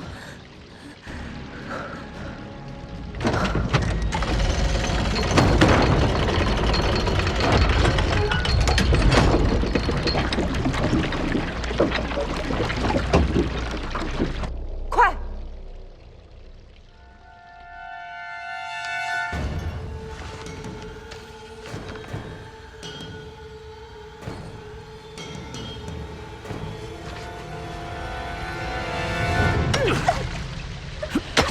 不行，我心太疼。不行，不行，太冷，怎么办？弟，你要坚持。还可以吃，先吃点吧。沈先生，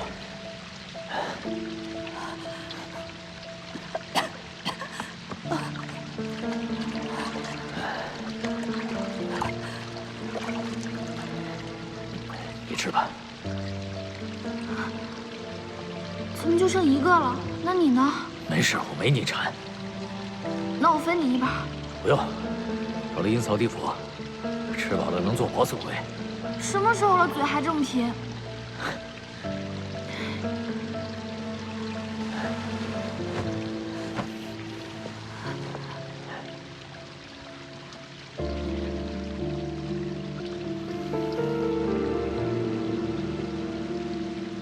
他们两个将来一定会在一起。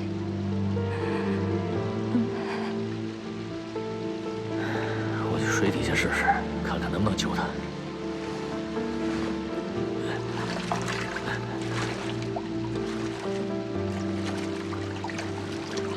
你小心点儿。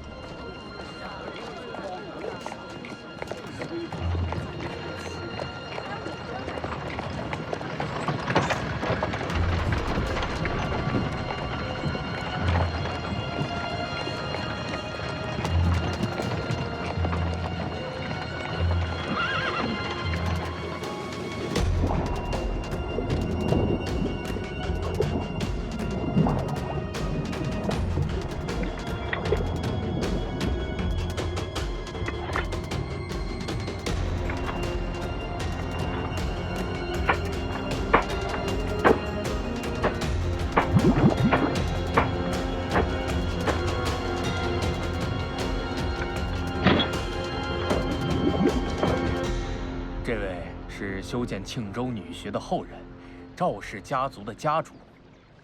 小民赵占元，拜见侯爷，恭迎侯爷驾临庆州女学。平身吧，赵氏家主。谢侯爷。现下谁是庆州女学的山长？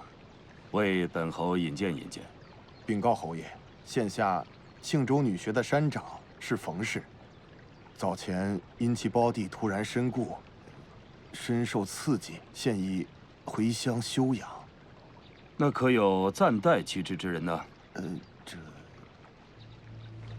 启禀侯爷，现下学馆由诗文先生沈氏暂代山长一职，可是今日一早他便不知去向。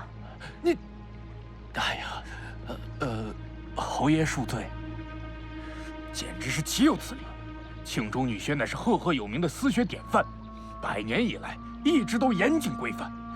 今天那是侯爷驾临的大好日子，你们怎么能如此怠慢，如此草率？孝民知罪，孝民知罪。这沈氏去了哪儿？女学上下竟然没人知道吗？我等确实不知情。堂堂庆州女学竟然如此荒唐，容后再向你们追究。今日侯爷至此，只是想瞻仰太后的墨宝真迹。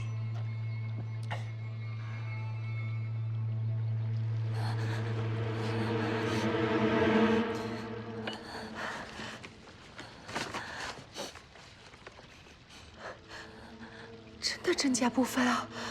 太好了，这字迹究竟是何人所写？如此飘逸不凡，甚是难模仿。你别管。冯叔，娘子，马上出发。啊，是。我要去学馆。太好了，太好了。哎，你跟你妹妹感情很好啊，送你去团聚好吗？啊？哦不，留着你，留着你，以后还有用，以后还有用。现在学馆肯定很热闹，我带你去看一个你从来没有机会看的尊贵人啊！有了他，可以光复门楣了。太好了，太好了！文先生，文先生您怎么样？文先生，文先生。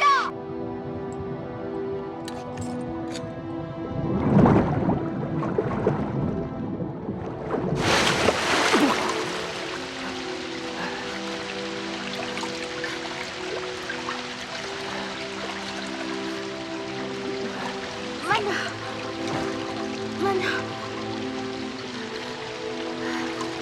怎么样？怎么办？也不知道现在凤瑶怎么样了，也不知道凤瑶会不会加害于他。你少说点废话，死不了。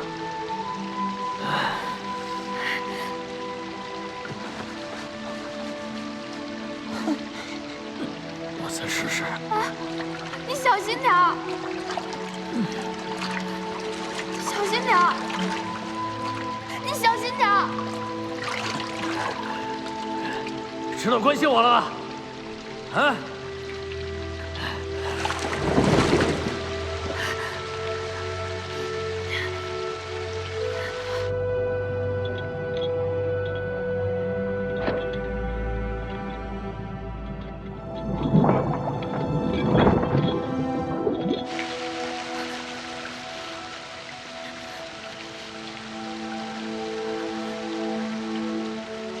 如墨，凤爷想得到太后的东西，便一直把我囚禁于此。由于此物关乎苍生社稷、国之命数，万万不能落于歹人之手。所以就算他百般折磨，我也宁死不赎。如今我已是油尽灯枯，行至将死，我不欲让你舍身犯险，不能把秘密告诉你，你不会怪我吧？我怎么会怪你呢？我视你为知己，顾着你，视为知己者死。舒墨，人生本就无常，你我为人师长，你传道授业，培养人才为己任，你要弘我遗志，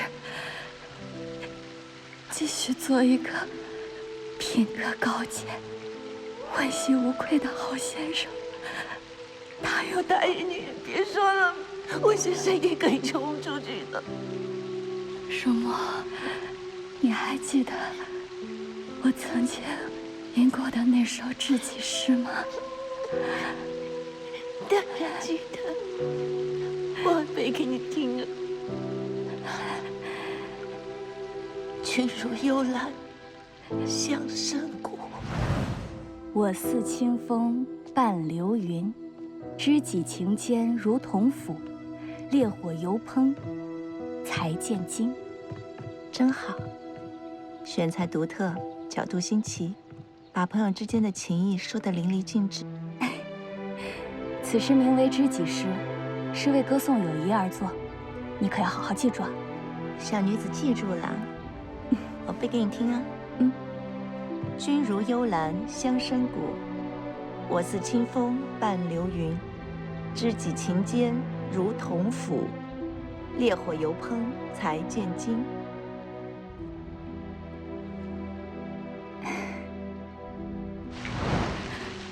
如果今日你能脱险，我希望你将此诗题在我注射床头的墙上，来纪念你我之间的友谊。我会的，你放心吧，你不会有事的，不会有事的。有新来的先生看到你我的友谊，便会传扬下去。别说了，你会没事的，我们都可以出去。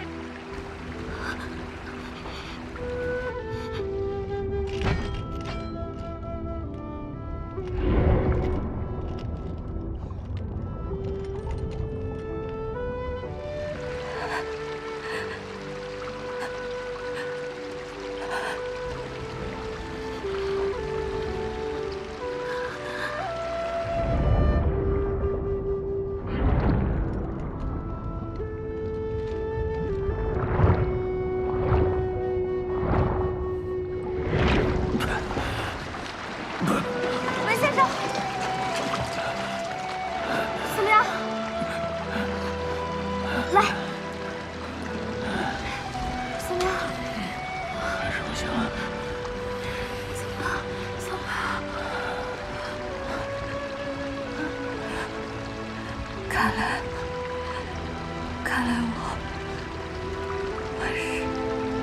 我是不能出去了。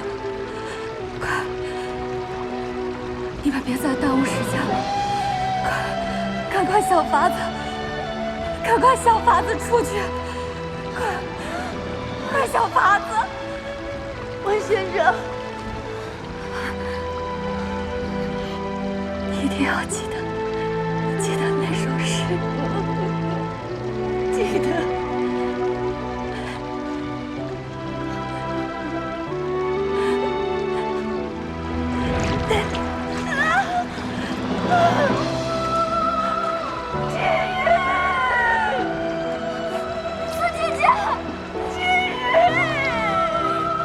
沈先生，你必须离开这儿啊！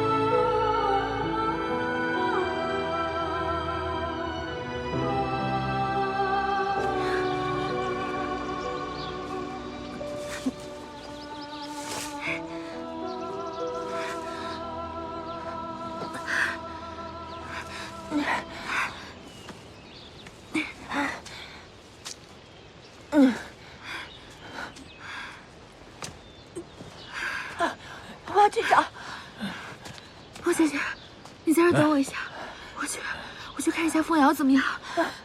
你们都在这儿等着，我进去看看情况。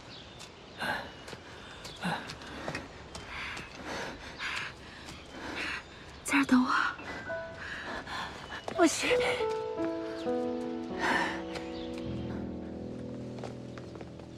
启禀侯爷，藏书阁已经寻遍了，并未找到太后的真迹。那女学的其他先生呢？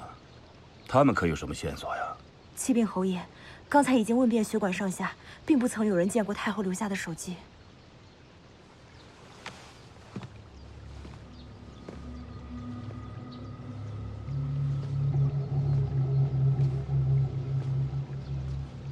长姐曾是此庆州女学出了名的才女，应该留下一些墨宝真迹的。我与长姐感情至深，这次千里迢迢，除了要吊唁长姐之外，还顺道要将这些遗物转给圣上，好让圣上怀缅尽孝。如今却一无所有。难道真是天意吗？我居然连长姐的一字半句都见不着啊！啊！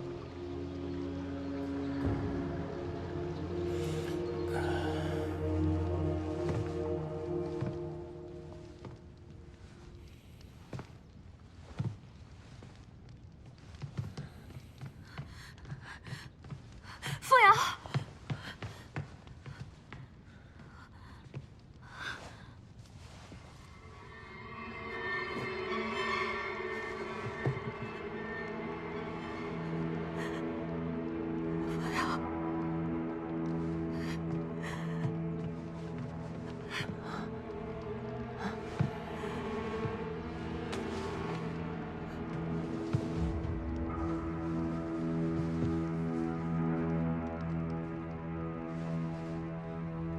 他们应该刚离开没多久。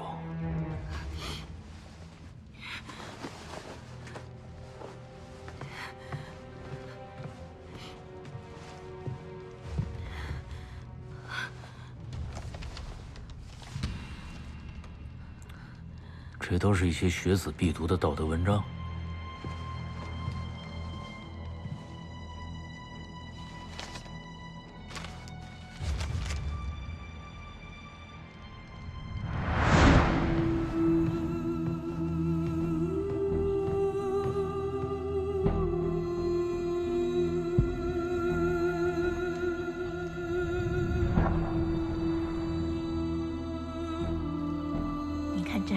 写的真好，还有这儿，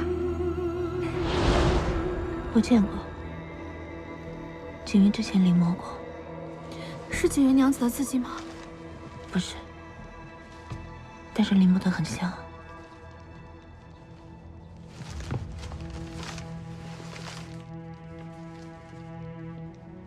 这是钟太后的手迹。钟太后的手迹。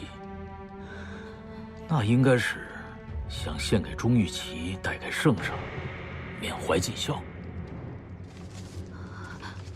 所以冯岩是去见侯爷了。那这东西怎么在这儿？凤瑶又去哪儿了？应该是之前景云在藏书阁发现了钟太后的真迹，后来就去找冯岩理论，他们也许起了争执，撕毁了真迹，所以冯岩不敢把这个交给侯爷。对，凤瑶擅长行书，一定是冯岩让他临摹太后墨宝，然后又以防万一把凤瑶带在身边。那怎么办呢？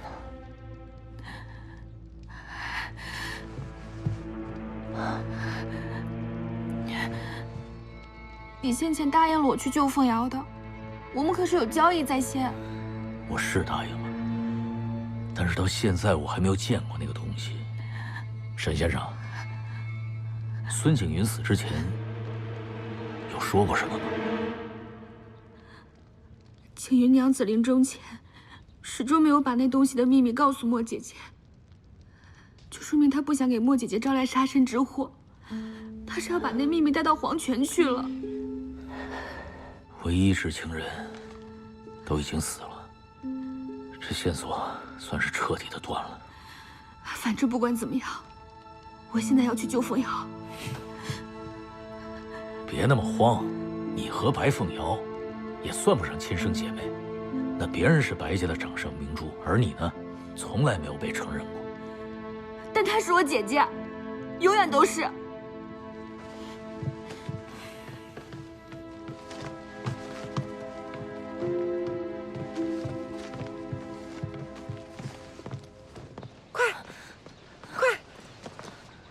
我是庆州女学的山长，让我进去。何人在此喧哗？我是来向侯爷献宝的。回侯爷，是庆州女学主事人山长冯氏。让他上来。上来。快！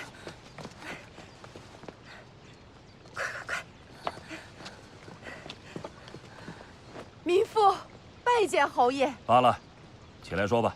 谢侯爷。你说你手上有太后的墨宝？正是，太后聪慧，举世罕见，庆州女学得以保存太后的真迹，真是何其有幸！民妇无意之中发现太后的墨宝，有幸可以屡屡翻阅，里面真是字字珠玑，受益匪浅。太好了，快呈上给我看看。啊！大胆！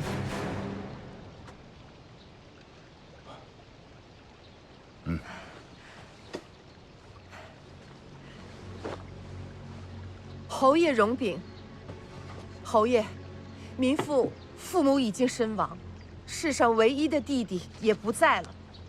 民妇一心只希望能够遵从父亲的遗愿，可以光大我冯家的门楣。民妇有2个堂弟，平素学问上倒也勤勉。你是要替你堂弟求个恩印和官爵是吧？我可以在皇上面前替你求个恩典。谢侯爷，谢侯爷。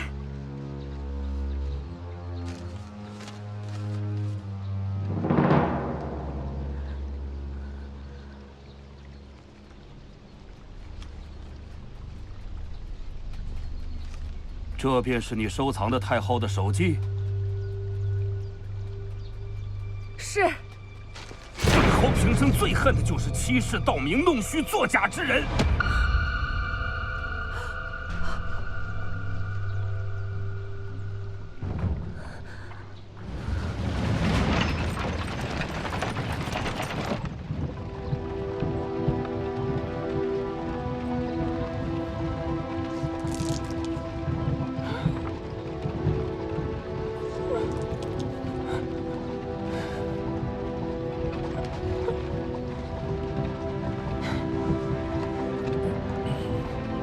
莫姐姐，人死不能复生，你别太难过了。金玉的智商还在冯岩的宅子里，我一定要告发冯岩，要替金玉报仇。沈先生，请不要太冲动。冯岩背后的势力，我们还得去调查调查。否则，仇未报，还可能搭上性命。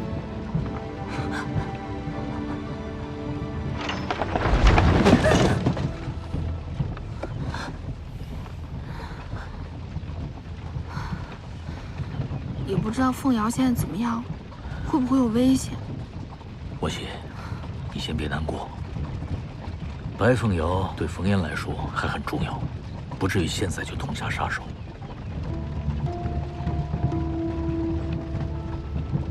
金云的事情你们都看到了吗？冯岩真的是一个心狠手辣、什么事情都做得出来的人。我们现在需要做的就是整理好自己，尽快的赶回女学，看看到底发生了什么状况。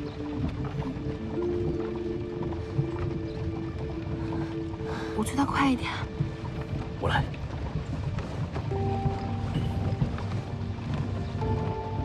撤！撤！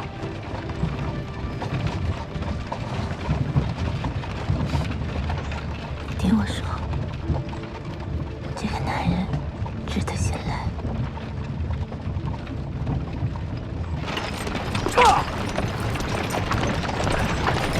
这么快？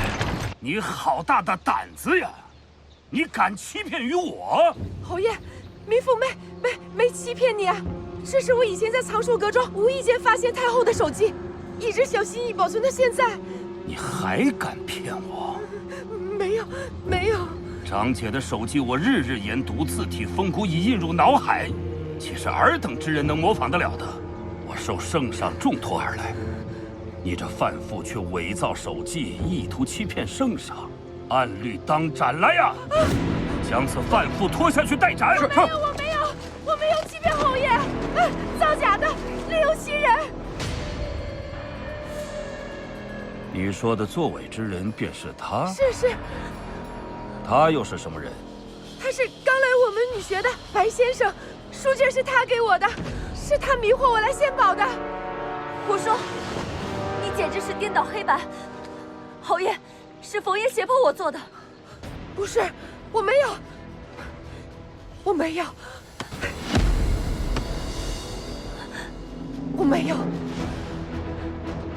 他是在拿莫喜威胁我吗？是的，他是说莫喜还在他家的地牢里。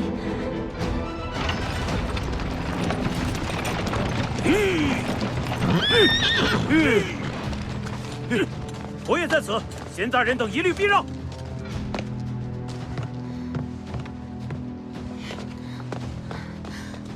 我是这儿女学李先生的妹妹，那也不能进去。这位官爷，我是庆州女学代理山长，有事要见侯爷，劳烦您通报一下。你胡说什么？这女学山长方才已经进去了，你这是哪门子的山长啊？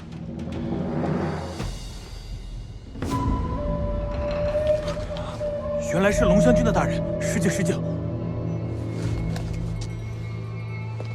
他们跟我一起。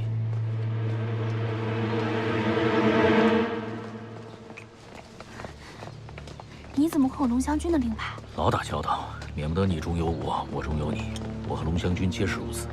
哦，对了，沈先生，麻烦你看一看这女学之中是否有异样。我和莫喜去找冯瑶。啊，好，小心点儿。走。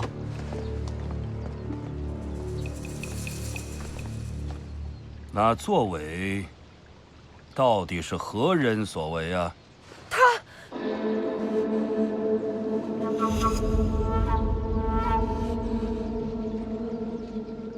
启禀侯爷，是我临摹的。那真迹呢？已经被撕毁了。那原文怎样的？原文便是如此，我是照着原文写的，一字不差。一字不差。那你见过太后的其他手机没有？未曾见过。好大的胆子，竟敢模仿太后的笔记，妄图欺骗圣上，你这是欺君之罪，死有余辜！来人，给我拖下去，杖毙！侯爷，侯爷冤枉！我最后再问你一遍，你到底有没有见过太后的其他手记或者文字？不曾见过。侯爷，全部都是冯爷，全部都是冯爷胁迫我做的，我冤枉啊！侯爷，我冤枉！一块带走。侯爷，侯爷，且慢且慢。侯爷容禀，这位冯山长一直都是忠君爱国、勤于职守啊，这里边是不是有什么误会？侯爷，您让我等在此地培养家人武基。冯山长他一直都是兢兢业业、不遗余力啊。现在家人计虽然已成，但是需由他指挥调度，才能为侯爷献武啊。您看能不能先不责罚，给他一个将功补过的机会啊？那先把冯山长留下。刺史说的也有道理啊。这些学生都出身官宦世家，世代忠君爱国，那本侯不妨倒也看看。既如此，你先下去布置吧。去吧。谢侯爷，谢侯爷。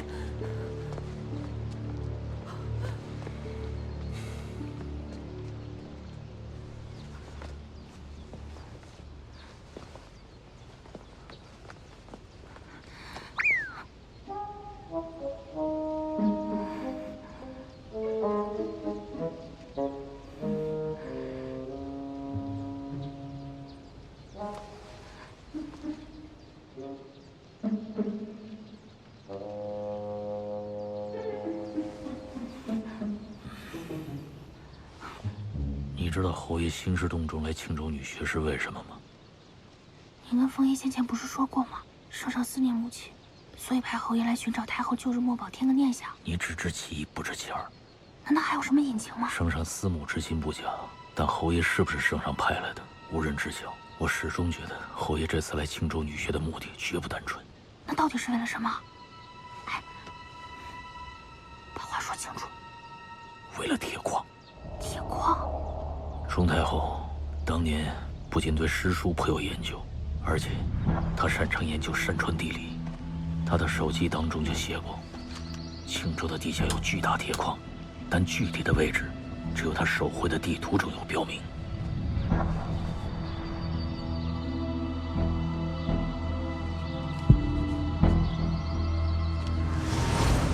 快点，走。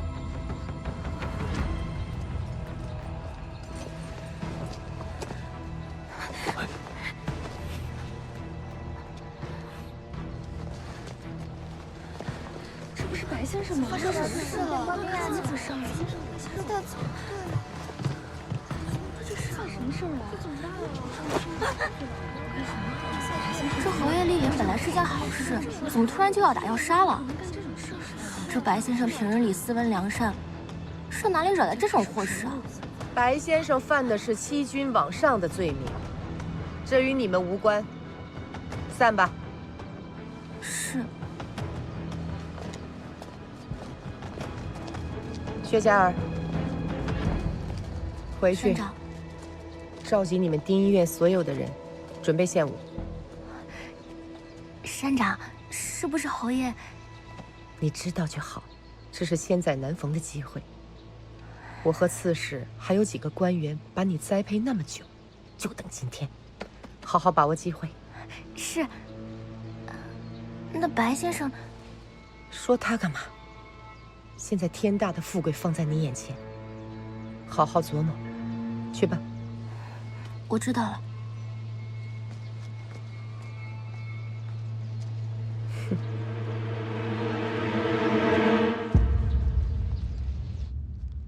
启禀侯爷，此乃我方派入女学的细作，也是吴朗丞相的手下。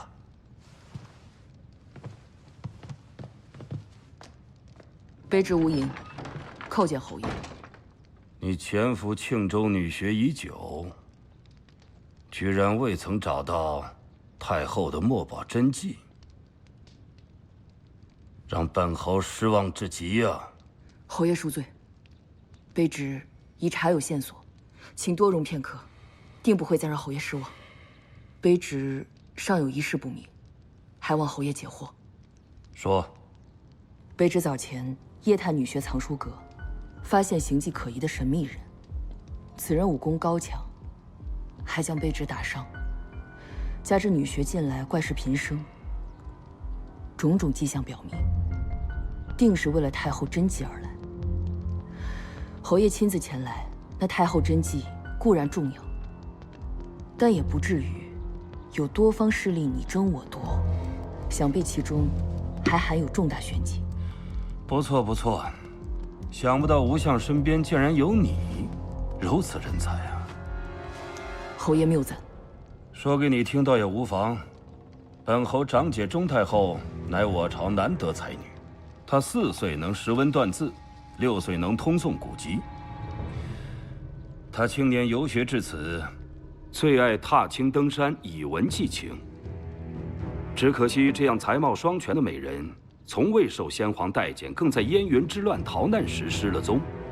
她曾跟我提到过，庆州有一铁矿山，若将铁矿开采，可炼成兵器，以供千军万马之用。可惜她并没有告诉我铁矿所在之处。庆州城幅员辽阔，绵延群山，要想找到铁矿的位置，怕是不容易啊。侯爷的意思是？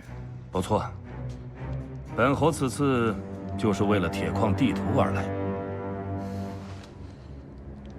卑职明白，这铁矿地图如此之重，卑职就算粉身碎骨，也定为侯爷寻得此图，绝不旁落。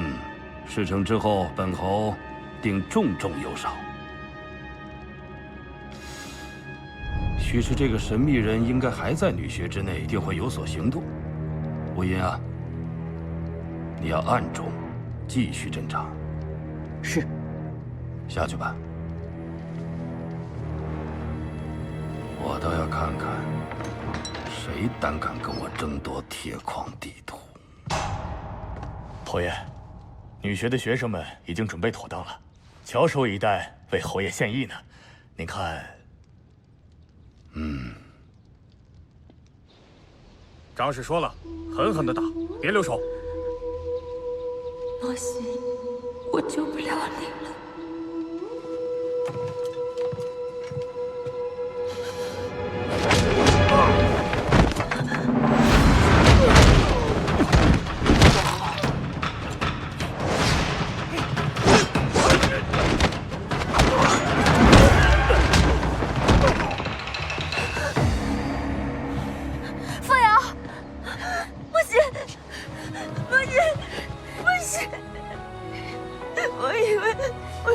再见不到你了，怎么可能再也见不到？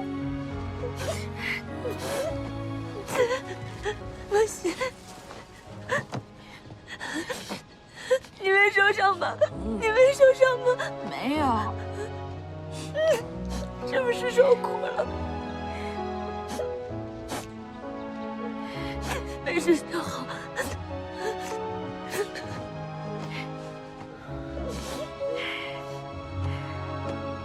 你们两个别哭哭啼啼了，赶紧离开这里。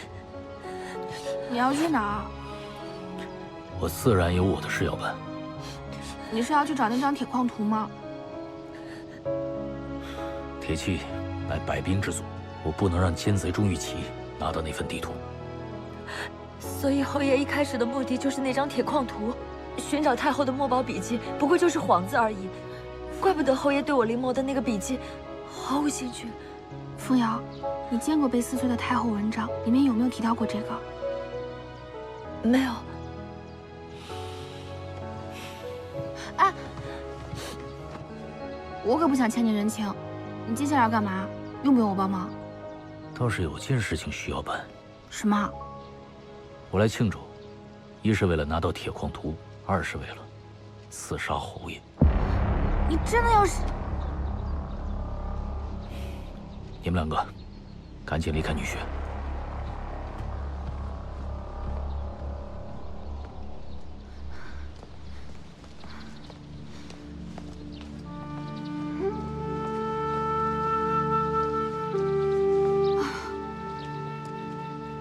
终于从这鬼地方逃出来了，真是吓死个人了。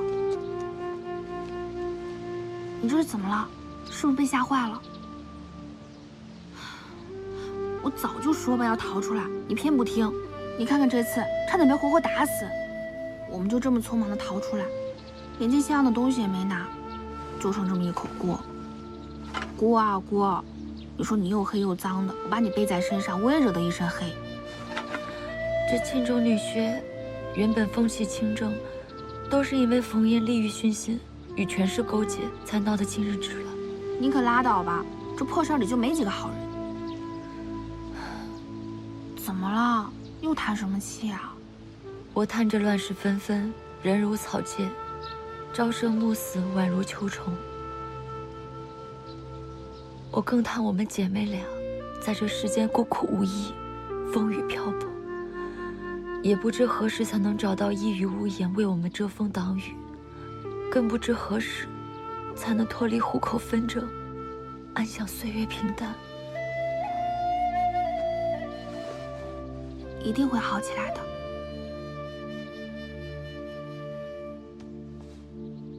但说来这世上还真是不公平，我们每天饥寒交迫的，但那些贵人老爷们却可以养尊处优。哼！但别看那个侯爷现在威风八面的，他一命呜呼也在眼前了。什么意思？没什么意思，随便说说而已。走吧。莫西，你刚刚那话究竟是什么意思啊？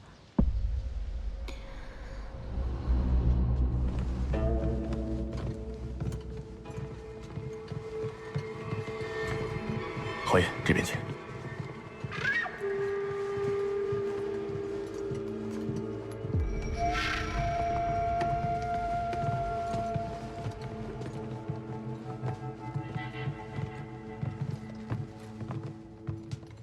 民妇冯嫣率领庆州女学丁医院全体上下祝贺侯爷万福。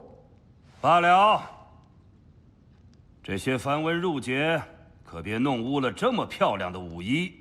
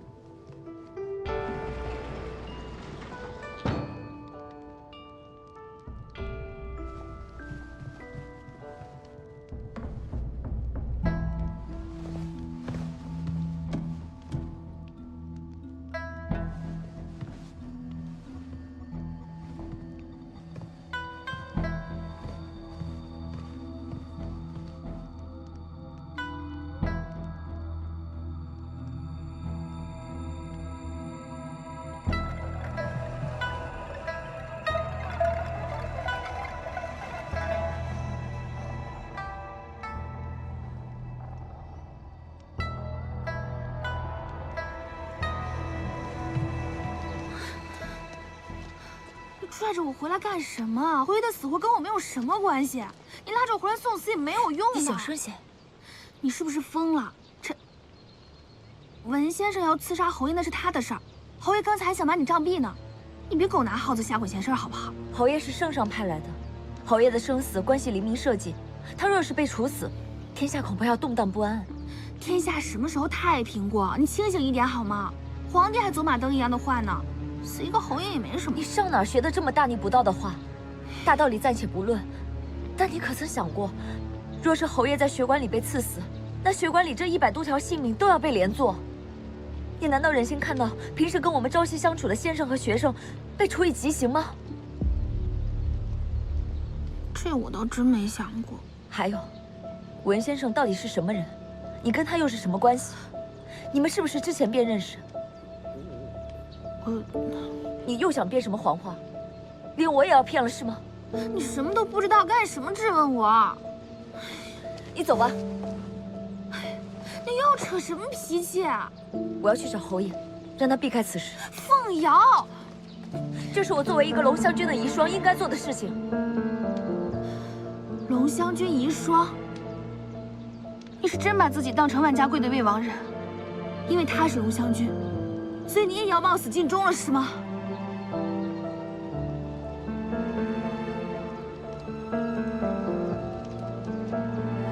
莫西，你去哪儿？我换件干净的衣服送死。莫西，莫西，莫姐姐，莫姐姐，这是怎么了？没事。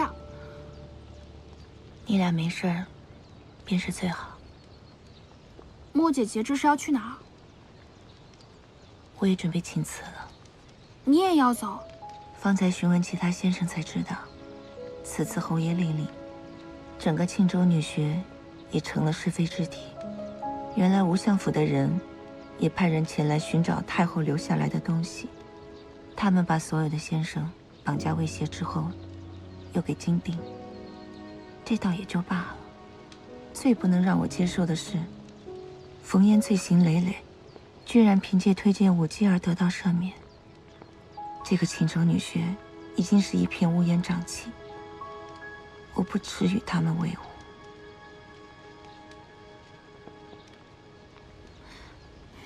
莫姐姐，怎么了？莫姐姐想走也好，我跟凤瑶还有件事情要做。 等做完了，我们一起走。莫西，莫西，莫西，莫西，你不要干傻事！莫西，莫西，你别做傻事啊！莫西，莫西。凤瑶，他吃不了亏，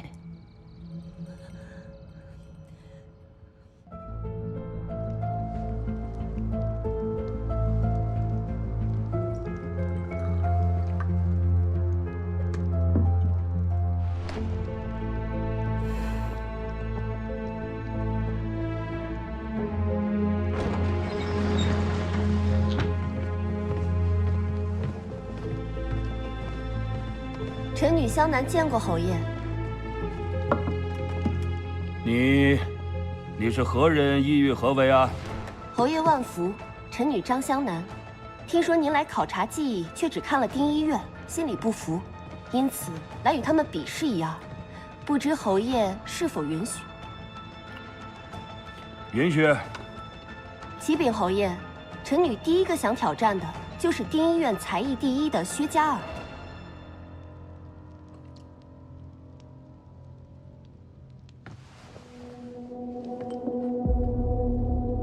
连这种事情也要抢我风头，真是个爱卖弄的破落户。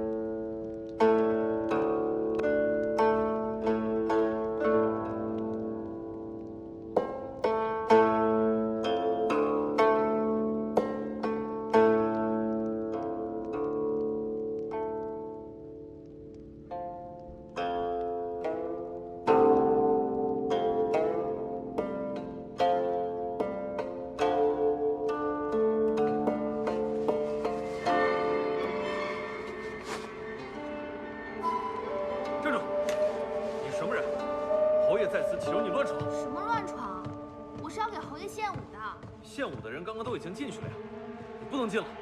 你们别拦我，我可告诉你们，我是丁医院的，要是没了我，给侯爷的舞可跳不成。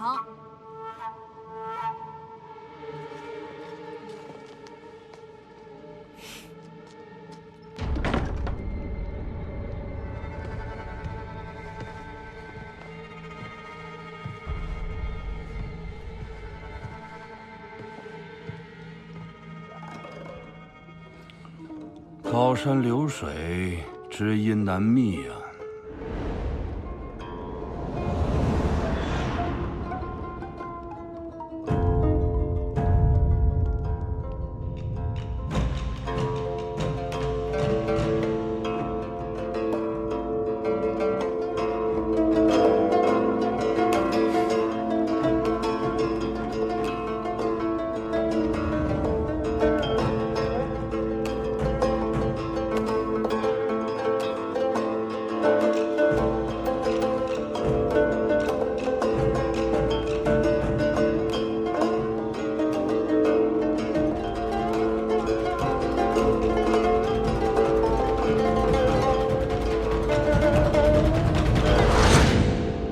金戈铁马，暗含杀气啊！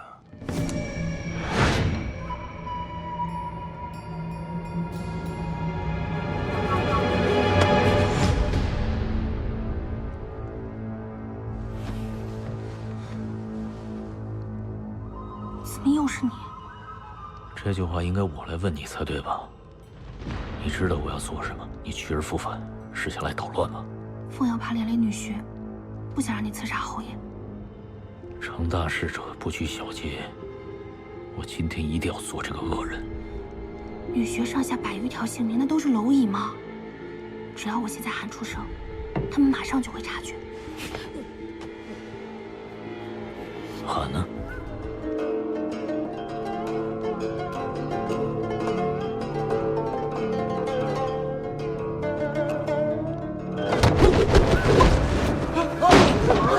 侯爷小心！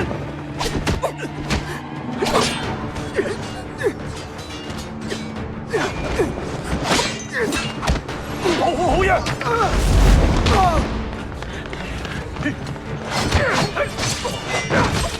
出事了，是你的人做的吗？怎么可能？刺杀侯爷的事，只有我能够做到。那会是谁？如果侯爷遇刺，这100余条性命都要跟着陪葬。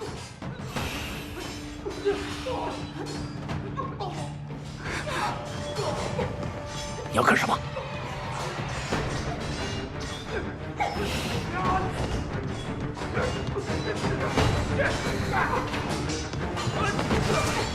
侯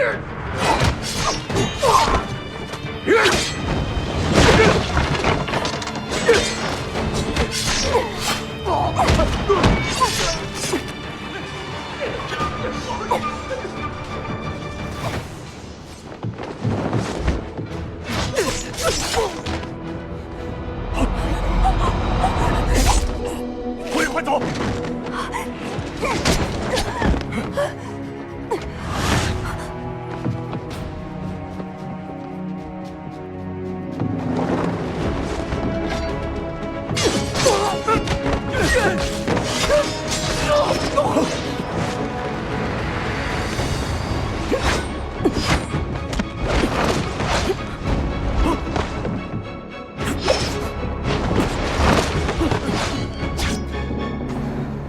我一直以为你是个花容月貌的小娘子呢。不过别说，你一个大男人，穿裙带簪的，看上去挺美啊。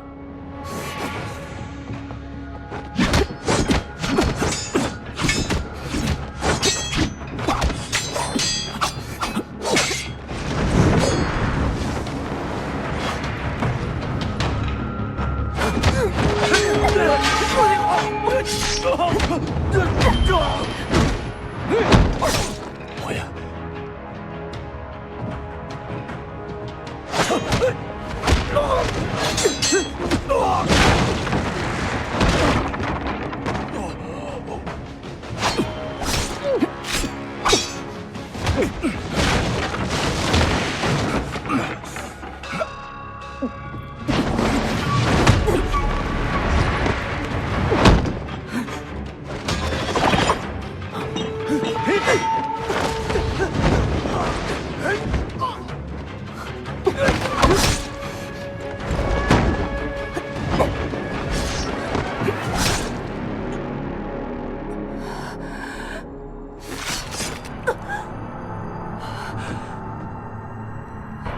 你竟然是狗贼的爪牙！你到底是谁？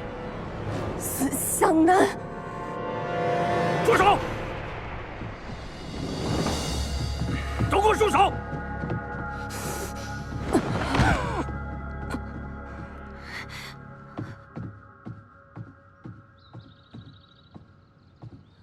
刚经历过生死，又何必节外生枝呢？莫姐姐，莫许他就是去给侯爷送个信，应该不会有什么危险吧？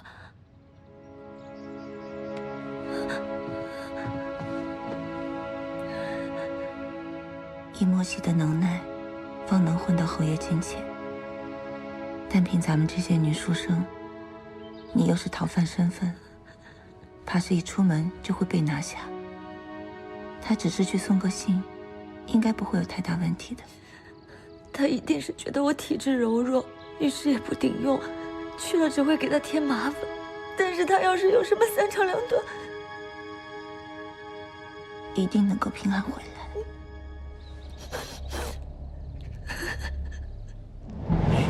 你赶快给我放开侯爷！我就知道，只要动了侯爷，像你们这种潜藏的鹰犬，就会自动暴露出来。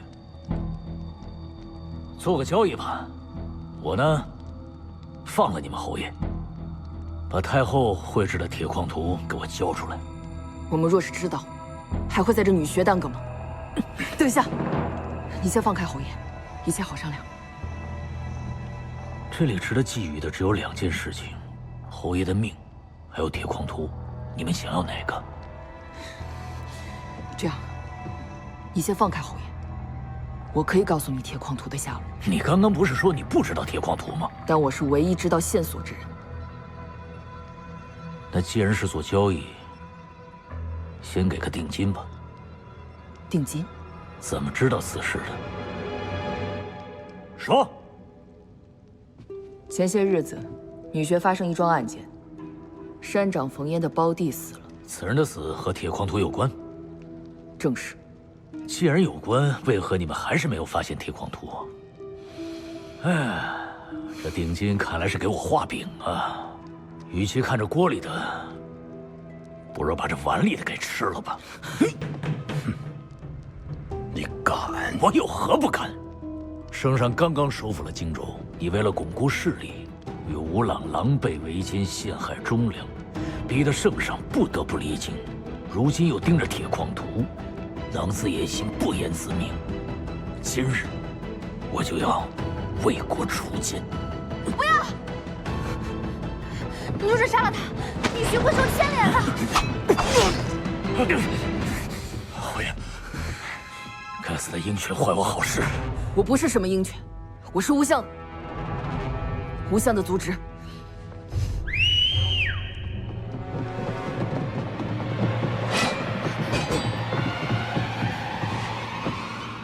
拿下！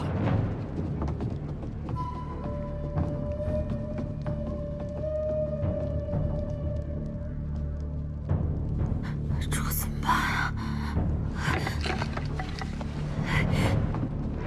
看我的瞎眼五毒散！走！给我追！追！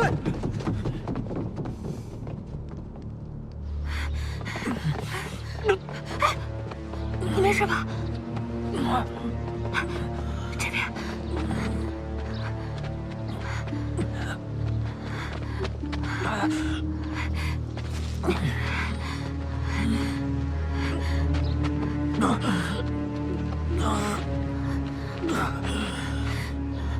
你没事吧？死不了。你刚才跳出来干嘛？你要是再说，我就把你放这不管了。你想，不是你跳出来捣乱，我能成这样吗？要不是我，你刚才就被乱刀砍死了。你，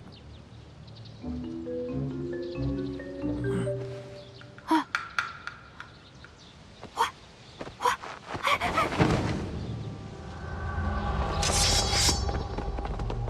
你们去那边看看。这样下去，我们俩都得被抓。我试试能不能引开他们，去找吴英求求情，希望你能逃走。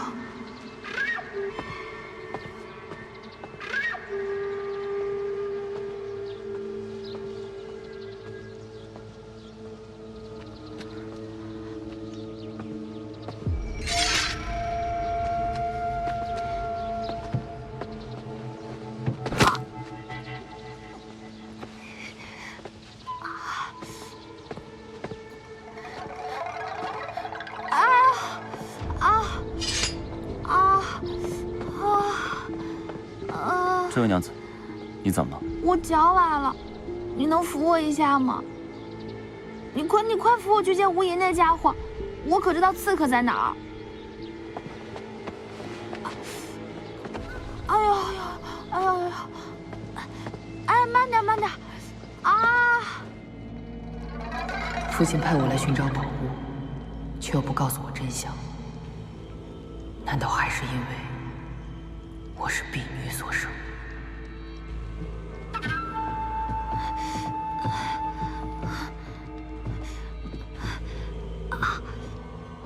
启禀郎君，我们找到这位莫喜娘子，她的腿好像受伤了。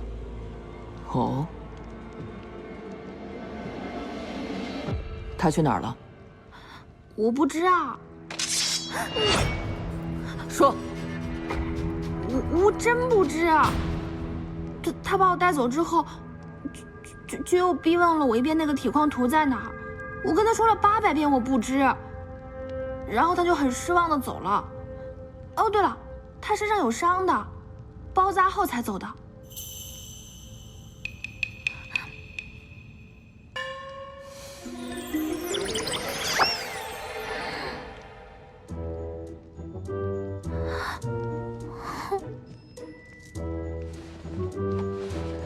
我这么弱小、无辜、可怜、单纯，我怎么会撒谎呢？你不要杀我呀！千万不要杀我呀！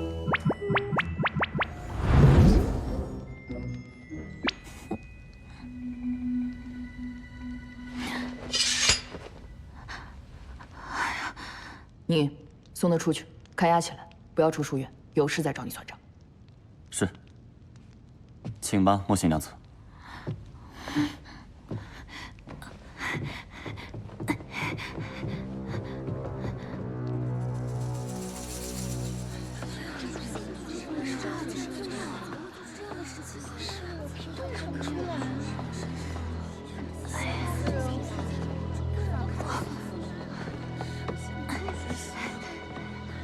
没事儿。别过去吧。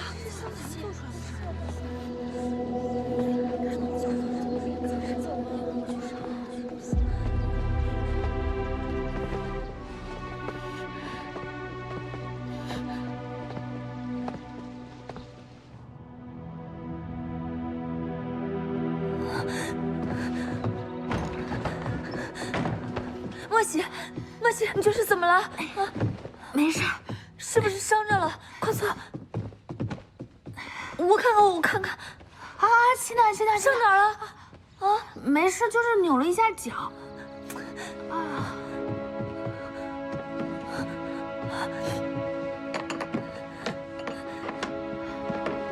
我看看，没事儿，就不小心崴了一下。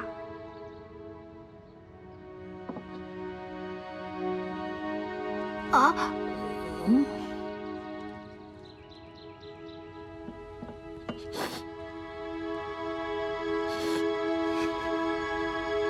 疼吗？不疼。好了好了，没事儿。哎呀，受伤的是我，你哭个什么劲啊？你脖子又是怎么了？没事儿，就不小心碰了一下。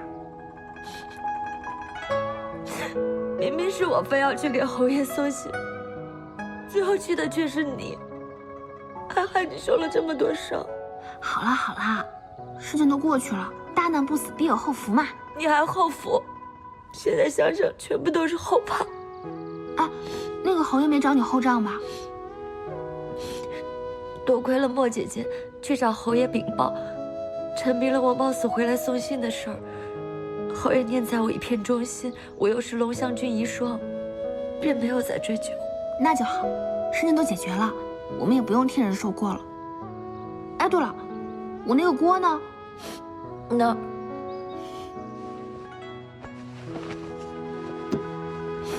哎呀，锅呀锅，本来以为能离开这儿，现在还是要劳烦您。你劳烦他做什么？笨，劳烦他做饭啊！我现在这个样子，肯定是不能走路了。锅啊锅，你要是还有良心的话，就自己跳过去烹煮洗刷吧。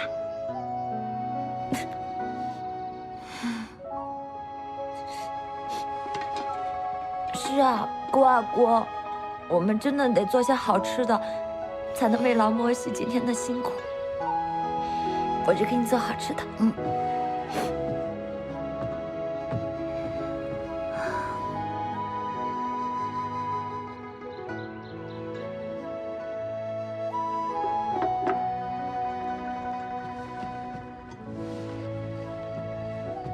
来了。好香啊，饿死我了。哎，不行，你还没有告诉我你跟那个文先生是什么关系呢？你要告诉我了，你才能吃。哎呀啊！怎么了？怎么了，莫喜？哎，我头好疼啊！头怎么疼了？哎呀，肯定是今天受到惊吓了，那地方全都是血，而且那湘南死不瞑目的，哎呀，吓死我了！啊，没事没事，莫喜，咱不想了不想了，我在呢。你一定是今天吓坏了，你待会儿吃点东西，然后好好睡一觉就好了。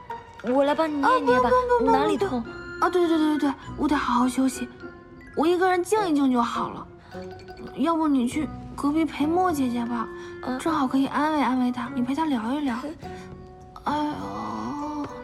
哎呦，莫喜，快去吧，快去吧，我一个人待会儿就好了啊，去吧去吧。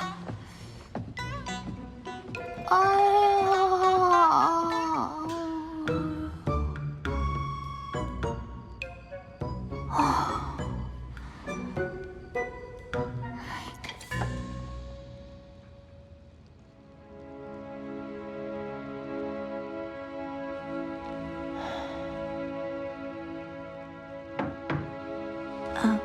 谁？莫姐姐，是我。风瑶进来。莫姐姐，怎么了？实在是不好意思，莫姐她今天好似受了惊吓，非要自己待一会儿。我能来你这儿借住一晚吗？当然可以，坐。莫喜就是跟别人不一样，旁人要是受了惊吓，旁边都不能离人，他倒好，偏不让你陪。是啊，莫喜的脾气一向都是古灵精怪的。方才莫姐姐在赏这些诗文，这些都是景云生前留下的。这首知己诗，便是他让我题在你房墙上的那首。孙姐姐真是才华横溢，抱负高远。你将这些诗文保存得如此完好，将来可以为她出一本诗集，不枉你们姐妹一场。我也是这么想的。可怜景云，她的尸骨还在风宅地牢，那烽烟一日不能复发，景云在九泉之下，便一日不能安息。她现在有侯爷身边的长史和刺史袒护她，我们不能对她做什么。但她现在已经知道我身上有圣上御赐的诰命身份，也不会对我们做什么的。我们再多等几日，侯爷离开后，再从长计议。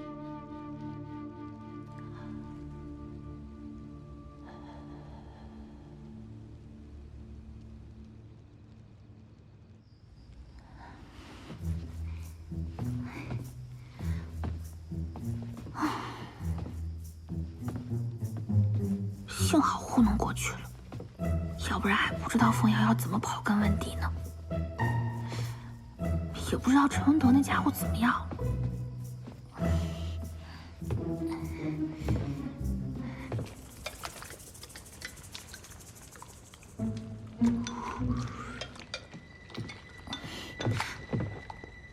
你怎么在这儿？你醒了？就把我一个人扔那儿，这就是你的救人之道啊！这不是有人追捕吗？我就把你先藏在那儿，一会儿会去找你的。你这伤，就那俩小贼能伤着我？不过我觉得你这也挺不错的，反正我也受伤了，我就在这儿疗伤。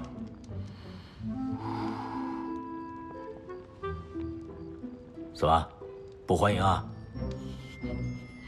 怎么会呢？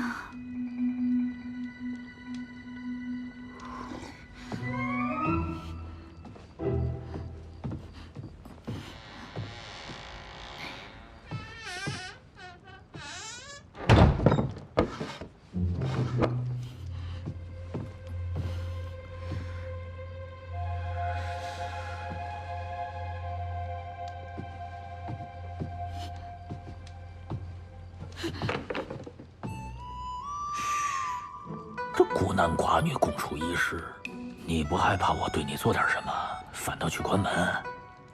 你现在可是要饭，你自己多值钱，自己心里没点数啊？万一要是凤瑶或者是谁闯进来，我可是要被你连累的。那做个夫妻大道，亡命天涯，不挺好了吗？谁要跟你做夫妻？我聘礼可全到你们家了，也得到你们家长辈的首肯。